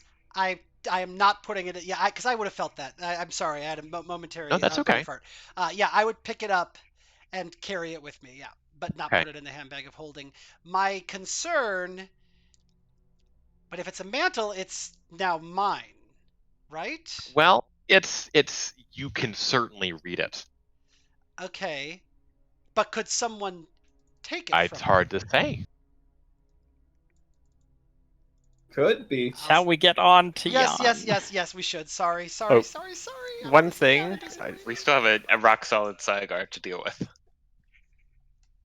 Has he not Saigar, rolled can you just make a d20 roll for me? We'll see how many, based on your result, we'll see how long this lasts. Oh my god, I'm so excited. And the best part is his eyes were pointed away. He didn't see any of this. Yeah, he has no Saigar, idea. as soon as Kaivia steps away from the pedestal, even though you have been able to sort of see things, you haven't been able to hear or anything. And the stone sloughs off, and you push your way out of the petrification. Your skin once more being sort of revealed underneath, almost like you were trapped inside a statue, and pull yourself free. I saw what happened though, right? I didn't hear it, but I saw it. You did not. Your back was turned. Oh. Big deception. Where is the book? Give me a perception check. Well, first off, you have no idea what it says. No one knows what it says except for me. No. None of y'all bitches read Abyssal. I don't know what it is. I just know that the book's gone. Give me a perception check. It is just a book. It was a skin face book. Yeah, hang on. Give me a perception check. Sorry, I'm trying to find it here. All right. It is too large for you to hide easily on your person, Kaivius. And even though, Saigar, it takes him a minute. It's not as immediate as he would like to suggest. When you come to Saigar, you immediately, sort of just assess your surroundings, make sure there's no fucking beholders. Your eyes dart over to where there is now a large empty table, and as soon as you look at it, the lantern sitting upon it, the little lights just snuff out. Oh, good. As soon as I look at it. Yes, as soon as your gaze sort of drifts over to the table, you see that the candles burn down to nothing, and they just are gone basically. And after realizing this, your gaze looks back to Kaivius, who has just that giddy, excited look in his eye, and you can see that he is in fact holding and trying to find a spot for this large tome. What the fuck did you do? Seems a little aggressive. Yeah, I took a book from the library. What the fuck did you do? Do you need to see his library card? Do you have any idea what it does? Did we not agree that you would consult the rest of the group before you took something? No, I did not. What? Where is this coming from? What is your problem?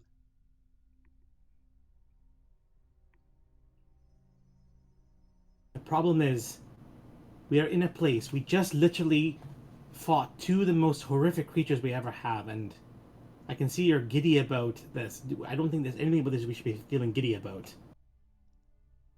What's in the book, Kaivius?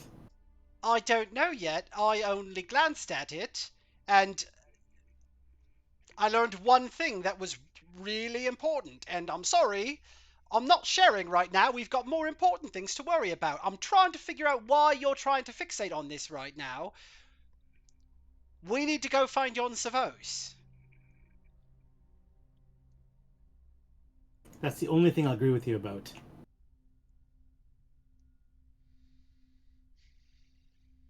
It's okay, Saga. I don't like books either.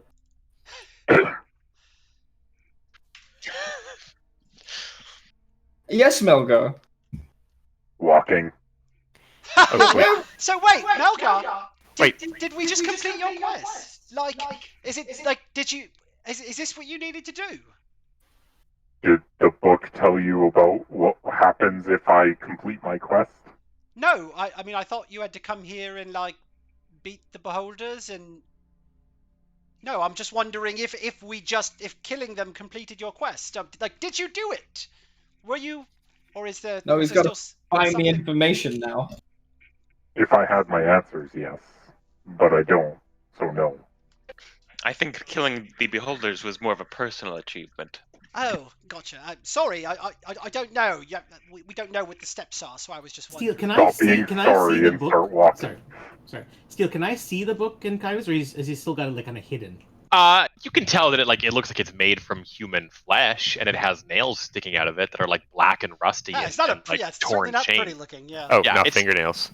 It's pretty horrific. Can I use my lens on it? It is actually like as you use your lens on it is in fact a real genuine book. It is horrible, but it is not sentient or magical as far as you can tell. It is just full of knowledge. One other thing, as we're about to go, and as we're walking, down there is a massive cache of Foundling stones. We should figure out what we're doing about that at some point. Well, Do one. given that I mean, here's the thing. There's a massive cache of Foundling stones. We're in the Brave Lands. There's a ceremony in a way that Foundling stones are treated. If there happened to be one of the two famous, what are they called again? Heartbinders. Thank you. Heartbinders present, maybe they could perform the necessary ritual? Leave them be. Okay. It would only be cruel to do anything while the veil is still up. Right. Yeah. I thought there was like a binding though, or something like an encasing that was done. Is that not? Only souls are caught. We don't release them, for that fate is far worse. Yeah, they do the binding to catch. If it's already a stone... just to capture them. I see. Yeah. If it's already a stone, it means they've already been through their journey and lived. Once this island floats away into the ocean grand and away from the veil, they shall be released. Is that the idea with splitting it? Of course. Why else would you split an island? I was trying to figure that out, if I'm being honest with you. Doesn't that mean that all the people on that side will have to go through the howl? Momentarily. Oh. But as the island is split, Bravelands will be freed. Do you think that splitting the Bravelands from the island would also release the Bravelands from the Howl's capture? Why else would Cord do it? All of his followers, the only thing that would happen is everyone would briefly move through the effect as it drifted away. Oh, so when you say split the Bravelands, we're not talking about like having a body of... We're talking about like making the Bravelands float away from Rios entirely. Yes, you've already seen the sea, the river that runs through this land. Yes. That is just half the work done. I wish to complete it. But the belief is that it won't create a sea that the Bravelands would actually like float away. Of course.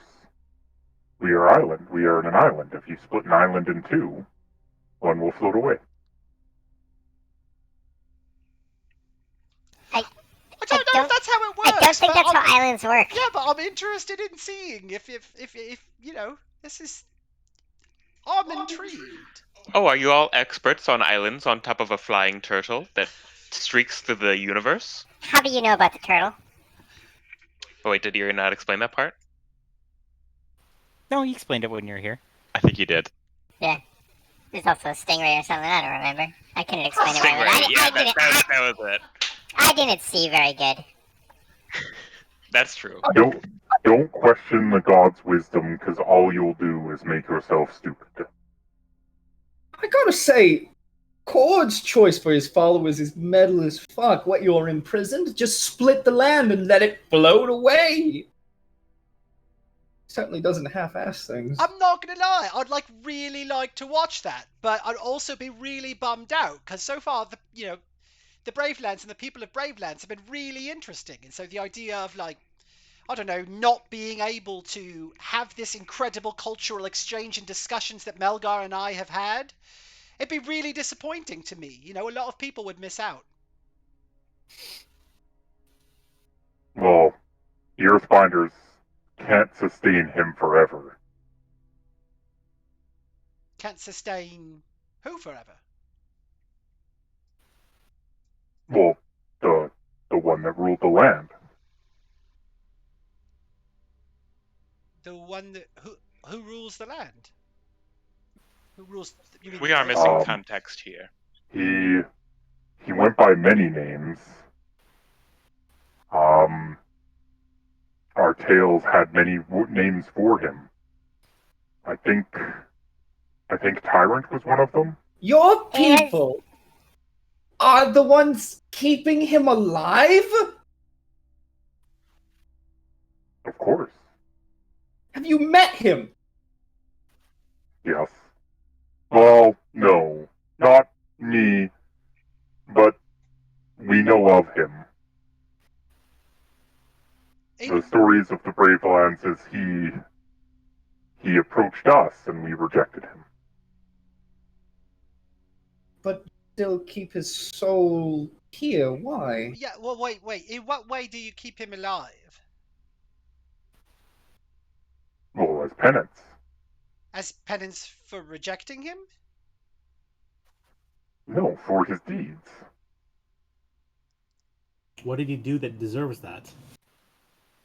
A lot. Are you... I mean, you want to get away from the Howl, but you're aware he's the one who created the Howl. Yes. And So, the same effect that is binding all of the people binds him. This is a lengthy discussion. The Skybinder would be far more astute at this. It's just, I'm surprised that keeping him alive counts as his penance. and also given your desire to escape the Howl because of the things, again, we're walking and talking, because of the things that is done to your people, I mean, he is the one that created it. He wants it sustained. He doesn't want it to go away. Doing him any kind of homage seems counter to, I don't know, it seems contradictory to the beliefs that you've expressed to us before, or that your people have expressed to us. His death would be far worse for this land than his current life. What would his death incur? Where do all dead souls go? Into the Howl? And he'll nod.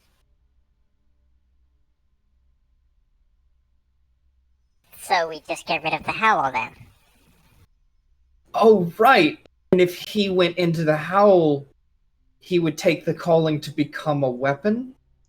And that'd be worse. Well, also, Steel, I wanted to do something back there. Well, we had time and Yeah. with book and stuff. Tell me about it. Yeah, I just wanted to, with my immense beholder knowledge, rivaled by none, I wanted to see if I could extract one of the lenses from their eyes. The nice little spherical ball-shaped lenses. For, stuff. Yeah, I don't. It blew my fucking mind that was not the first thing that your ranger Petrified. did. I actually was True. going to. Sorry, before we left, But I if saw you we were still would talking. both roll nature for me, that would be fantastic. This is Can I high roll- as fuck. Can I roll intelligence? You cannot. Nature 26. I don't think you can actually hit that. Oof. I can on a 17. Okay. Nope. I do No grab a rare vial. I do crafting grab a mats. vial though. Still, some of the Yeah. blood that's gooped all over.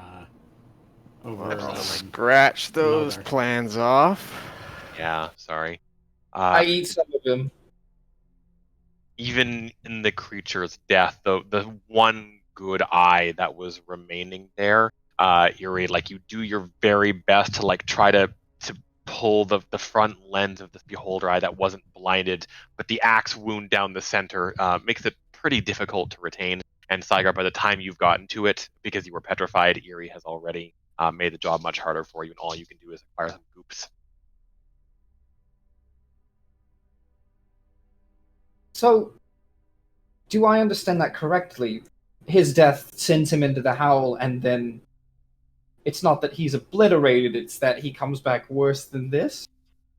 Well, how do I explain this? When a spirit transcends the howl, it's ripped apart, but its energy is consumed. Oh! Oh! The howl would get worse. Worse is an interesting way of saying Rios would die. Okay. Well, we could all move to the Feywild. But would Rios die if the howl was removed? That would also be bad. That would be the Because howl that- going away would be bad. This world, as in all the systems, is a balance. You tip the scales one way, it's destruction. Without the howl, Vale's soul is untethered. The tyrant's soul is untethered. He's free to roam anywhere at that point. So, sorry. Had he not wandered to gather resources for the valley in Dokazor? Pardon? Hadn't Vale left Rios to get resources for Dokazor? Or had I misunderstood that part? He's just reshaped the land. Is that what you mean by resources, or? He's gotten it out in the howl tons of times. Oh, that's true. Yeah, he flies through the howl constantly. Vale is bound to the land. His actions outside of it is unknown to me. So, the danger then of the howl going down is the release of him out into the world. Correct.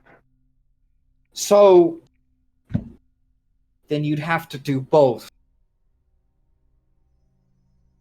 You'd have to bring down the howl and kill him for him to truly be gone. If you wished for life to be preserved in Rios. If you ask me, far simpler to split the island and float away from this problem. It does seem practical. The logic is so Bravelands consistent. It's so amazing. I'm sorry to interrupt, but Kaz, I fucking love you. You do know what happens when you move through the howl, right? No. Look, you forget. And you think putting all of your people through it for however long it takes for your island to leave, however many years that will take. Your culture is very strange to me. But we are trained for a challenge. But also, we intentionally take it upon ourselves. If you remember, while we were there, the howl is weaker just around them, as though it's preparing for their departure. That's true, but there's also the greater implications on the planet itself. That's true. You You must understand, it's far more preferable to leave than take a life. And that is the damage I take on myself. Sorry. I love that. And at the end of this proclamation, Erie, you receive a sending ritual once again from Jan Savos, basically just giving you his exact directions in like a really precise manner in the actual the library itself. Lets you know that he has found people and to take the ship these exact directions.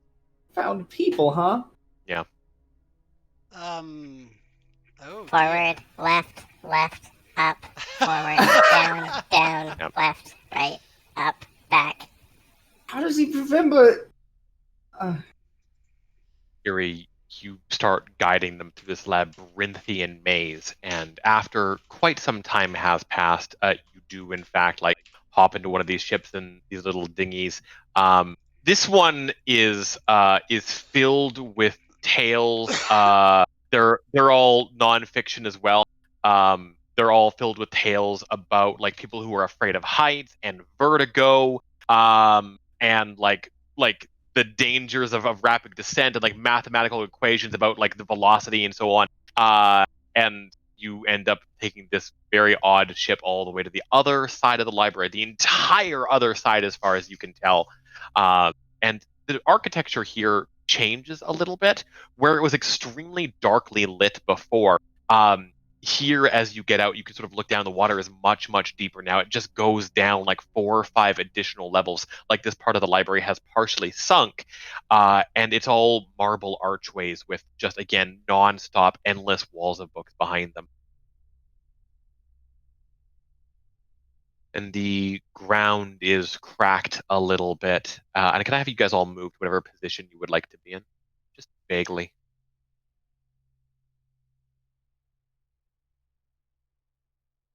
The ground here is cracked and sundered as if people have used weapons to strike the ground here. It looks like there's very specific points of damage, for lack of any better way to describe it, or perhaps architecture has fallen from the roof above and then been removed somehow. Jan Savos stands about 40 feet ahead of you. He's adjusted his hat and is trying to like look presentable. Glances over his shoulder as the 6 of you arrive, but then turns his attention back to what he's looking at, which is 9 Warforged, I guess would be the best way to describe them. They are not the very basic type of forged you've seen before in the past, but they're also not advanced either.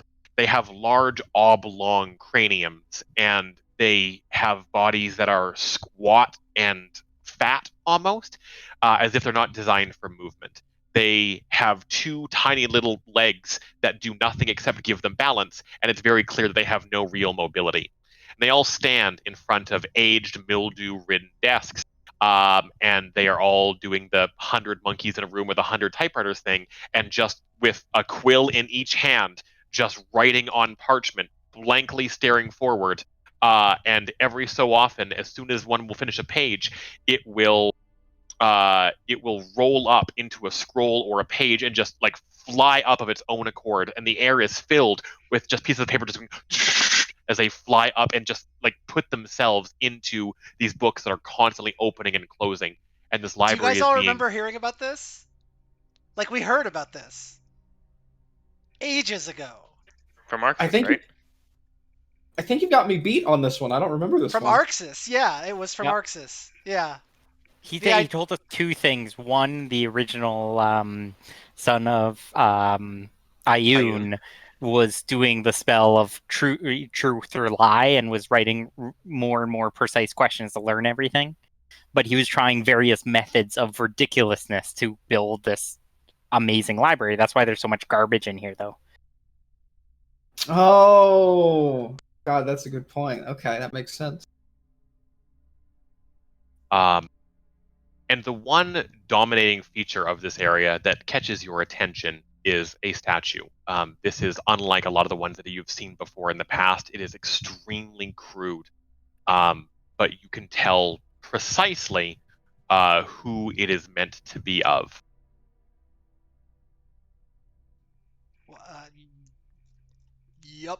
Yep.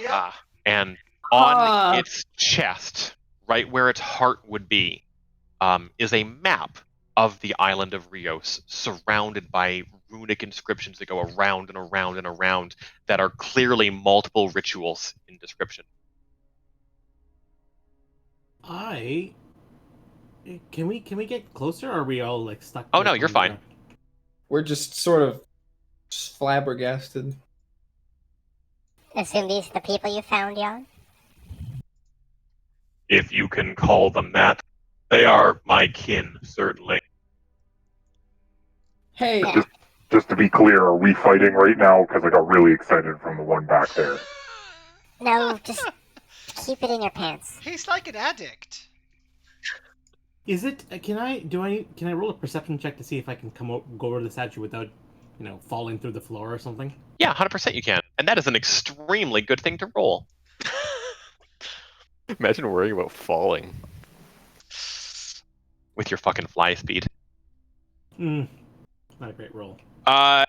The ground here is a little shaky. You certainly wouldn't have wanted to fight beholders here, but you're not going to fall through as long as you avoid the obvious cracked sections. Can I gingerly make my way over to the statue over here?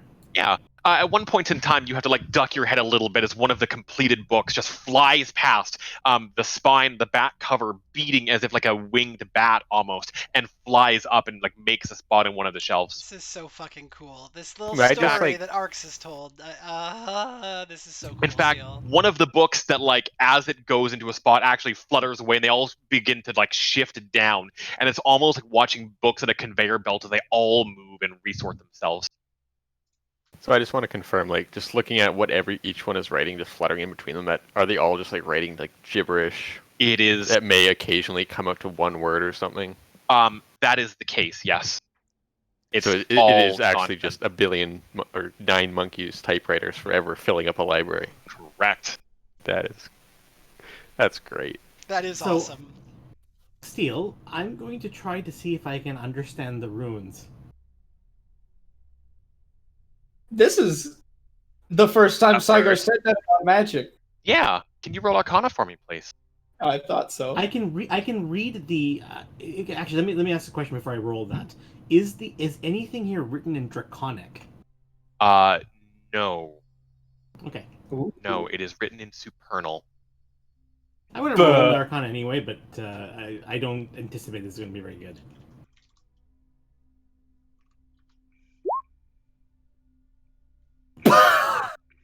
So much better than it should have been. Seriously. Supernal is celestial? Is that what that is? Actually, Supernal is celestial. I can read celestial as well. Ah, well, that is good to know. Then what it is, Saigar, is it's basically a warning. It is a message that has been penned here in the heart of this statue a long time ago, basically expressing very, very simply that the world itself hangs on to this life by a thread. And it shows a model basically of the world. You can see other continents outside of your own, but seeing sort of the open spread of where Rios is in the center, you can clearly tell that this is a representation that not only is it set in this dragon's heart, but it is also very much that Rios is the heart of the planet. And you can tell that by sort of the runic sigils around it, it does suggest that for those who come here to fulfill the will of the gods, your will be fulfilled by putting down your weapon and walking away. What you think is life is only death. Putting down our weapon and walking away. Yeah. And as you sort of try to look at the runes on the outside, the language of Supernal Celestial is interesting in that it is constantly shifting and in motion, and it sort of speaks to a subconscious message. And you get the impression that it is these runes are not only like sort of a modify memory ritual that you're familiar with, but is also sort of like representative of like the circle of life, this constant cycle of mortals becoming gods and then gods becoming mortals, and this constant never-ending cycle that only ends with this one violent act. And then at the end of this, as you sort of realize this, you can sort of see that like each of the little runic symbols represents a shape. And for a brief moment, you get the impression of like this vast, inevitable creature from beyond the stars prepared to inflict judgment. Or a dozen of them. Yeah, or a dozen of them. All eyes on this island. So the unspeakable crime that the Inevitables are waiting for might be Vale's murder? Is that the impression that we're getting? It might be what Melgar's here to do. There's a few candidates. Yeah, if this is the heart of the world, yeah, and he splits it. Oh, right, because the island. I was thinking about that earlier. It's the heart of the creature we're on, so kill it. Yes, that's what I was saying earlier. Yeah. Right. Fucking Cord and his Cord smash. And so it would be like you'd save your people at the cost of everything. All your else. people. You wouldn't save the people. Every single bearer has abandoned at this point, remember? Right. Hey, while we're just in this moment sort of absorbing the idea that any damage to the heart of the world is basically like, hey, you're fucked. Can I insight Jan Savos about his idea to come back and save us if we die? Yeah, 100%. Alright, cool. I don't have a good one of that. You sure don't. I believe him. He seems cool. Yeah, no, he definitely would have come back for you. Jan Savos has moved to a nearby table and is like just like ripping knocks Aquila aside and just like picks up these pieces of paper and just starts going through them and then just scatters them on the ground. As I walk by him, I'm gonna hold up 2 fingers and go and just mouth 2 beholders. 2. And then walk over to check out the book underneath the dragon with Eerie, I assume.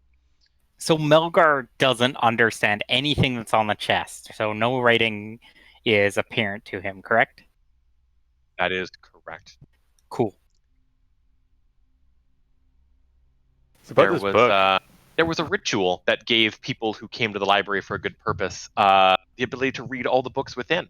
It was a 3-pronged scale at the front entryway that Melgar did not touch. He wouldn't have any idea. Fuck you all! Fuck you all! The thing you wouldn't let me mess with! Fuck you all! Well, you should have solved it faster. Kyrius can just cast comprehend languages on him. Eerie, could you roll your legacy for me, please? Sure. Can I roll above a 10 today? You sure can. Find out. Yeah.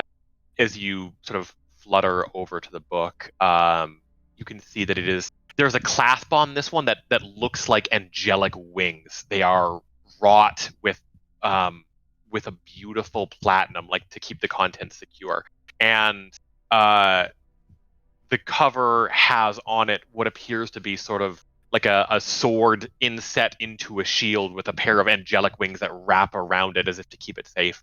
And as you get close, the book cover like flutters open ever so gently as if coaxing you over to read it. But as soon as Kyvius approaches, it like slams itself shut.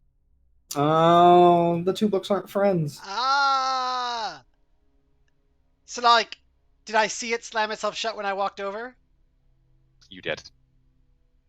I'd be like, Eerie, did you do that? No, I don't think it likes you. I think take a hint, Kyvius. It's fucked up. I'm gonna go find a scale to play with, Galadriel. And But there's a dragon right here. Walk over and join the join those observing the statue. Okay. We're Supernal, gonna what a wrap up good for tonight word. here, but like 2 to 3 more minutes, I think. I'm just gonna throw this in there to also be observing the statue with the Saigar's help. I don't think it needs an extra, but I'm just gonna add the roll to it. Warren, a very strange idea has like planted its seed in my head. That's a weird way to phrase that. Well, I mean, we've just the walk on the walk over here. Our world's been kind of rocked a little bit with the information that Melgar gave us about the Every day. Howl and its relationship to Rios, and Yeah. and then Vale and his. Oh, sorry, I'll stop talking. I walked away from the book.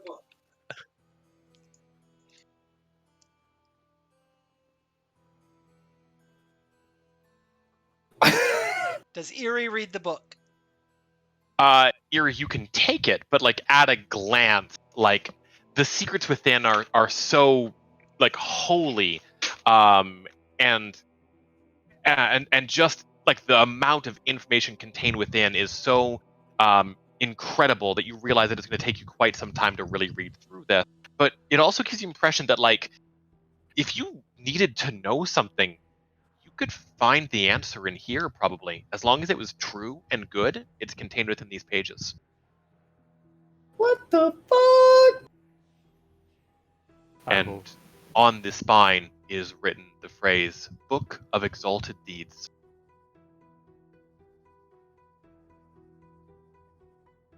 What was the name of the court? What was that, Wild? Court's I was looking at sword? Yeah. It tells him the deeds, every act of... Oh, Kelmar, okay.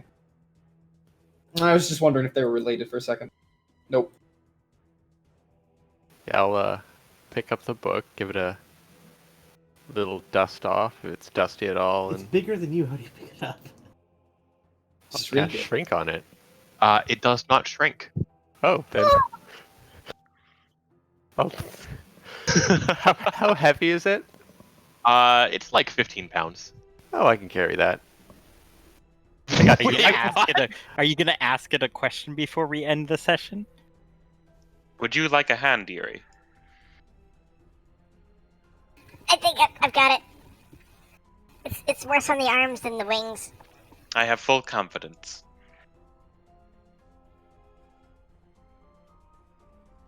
Do I have a question right now, though? Well, it would take some research. It would be like a couple of hours poring over this thing. It's not quite so easy with its wisdom as another book. It's not the easy book. It's not just giving away secrets. Not. It's not the one that's got like a face and an open mouth, just being like, give me your seed, Kyvia. Oh my god. Oh god. And on that extremely mature note, anybody else want to say anything else before we call the session tonight? Holy fuck, you guys killed those beholders so good and easy! There's nothing that can hurt you anymore! Saigar almost got killed. I almost died. Saigar almost died, and we learned when Melgar is fully charged up, there really isn't going to be any trouble with combat. We just got to make sure that we go into every single major encounter with Melgar fully rested. I'm so goddamn pissed I couldn't use my daily. It would have been so epic. Does it look like there's a way that I could get to that raven that was pecking for us? The avatar of the Raven Queen? There is, in fact, a long staircase that leads to the apex of this building. Yeah, I feel like we library out into the freezing blizzards outside. I feel like we were going to go back and check out the beholder's place anyway. Yeah, for sure. Did I notice what was inside this thing here? What thing? Over here. He's pinging on the west. The glass tank.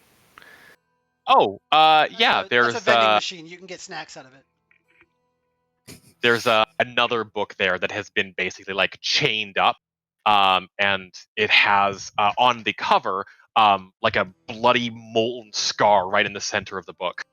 I'm kind of drawn towards it. Oh, really? Yeah. After the blood.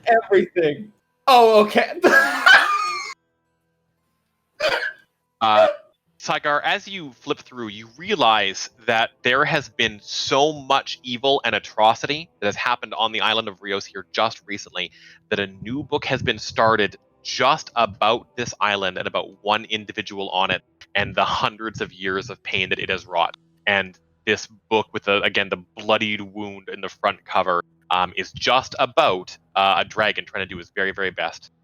And this book is chained to the table like it cannot be taken. It is still pages being filled by the hour. And just before we end, can we the other points of interest, like this shelf, this thing, and this little purple gem? It's just actually a book.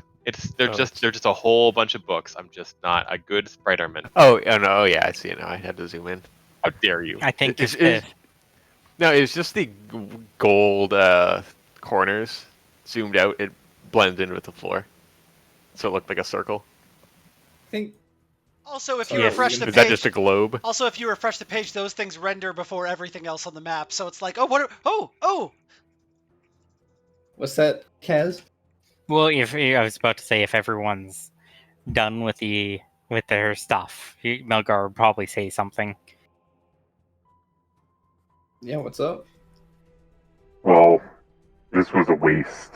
I didn't learn what I came to learn here for, but I still have my mission. It was nice adventuring with you all. Good luck in the future. And he's going to start walking towards the door. And I think the question that of course voices raise as they go, did you read what's on that statue? And that's where we're going to end today's game session. Yeah. That's what I thought was going to happen. Okay, bye. Bye. Going to destroy the world. Thank you. Bye. Well, you got to kill some more stuff first. Look forward to fighting you in the future. We learned today that our quest is actually harder than we already thought it was. Uh-huh. We just have to make sure we fight Vale in Lunos Tor and kill him at the same time as we disable what's keeping the Modify Memory spell up. We have to bust the Howl, which frees him, removes the suppression on him, and then kill him. Or without we him... can... But it's worse, because if the Howl's broken, it removes any restriction he has. And so if we don't kill him, he just leaves. Well, this is where I find it interesting, because there are 3 important pieces of information that have been discovered in this, and every single one of them indicates we cannot kill Vale, find another solution. And you guys are talking about coordinating, taking down the Howl, and killing an unkillable beast at the same time. I think I haven't presented our third solution yet. Third option yet. I know I was being hyperbolic. The third option was that we side with Vale again.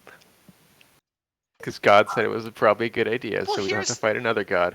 Here's what I think is there was what we learned from Eerie, which is that we're not stripping his divine protection.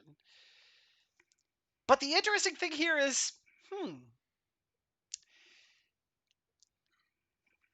Rios is the heart of the world. Mm-hmm. Sacred. Yeah. What I'm wondering is, Vale's heart is broken/missing. Yeah. What if we're not looking to kill the dragon, but give him his heart back? Exactly. And so we've only got to go and kill. But I don't think it's like find his heart and shove it back in his chest. Look at the statue. Like, back. Rios is broken. Yeah. Mm-hmm. What happens if we repair Rios? Just unchop it in half. All I'm saying is, like, I don't know. There's a lot of symbolism here that's pretty interesting. Yeah. Well, yeah. It's still sort of like a... I don't know if any of the options are great.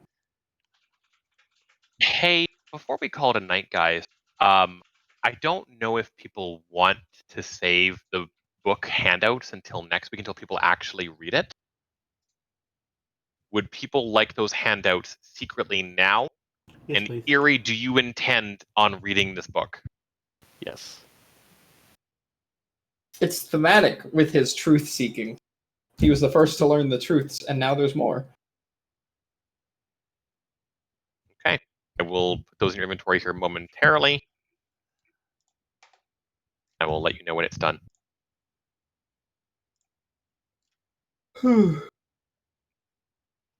Also, Erie, no spoiler. Also, you can take the beholder draft out of my inventory. It was very helpful. It let you hit things one time. I've added the Book of Exalted Deeds.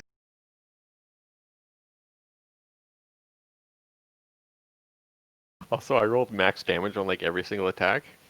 So that was an extra twist in the knife in the wound. Your max damage of like 5? I didn't notice because That's a Melgar. max damage like 21. I want to point out, Steel gave us about a 30% chance of not having a good ending. What do you mean? Oh yeah, he told us that last night. I was so scared, guys. It's I did very not. random. Kyvius, I have added the Book of Vile Darkness to your inventory. Oh goodness. What a sentence. And then I'm gonna, I can reveal the entire Axe text now. Yeah, do it. Oh boy.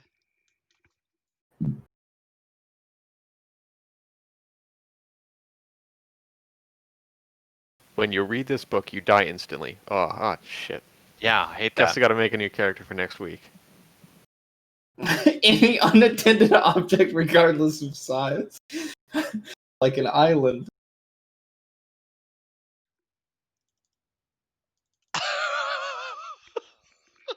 Wait, but does the island count as a living creature? It does.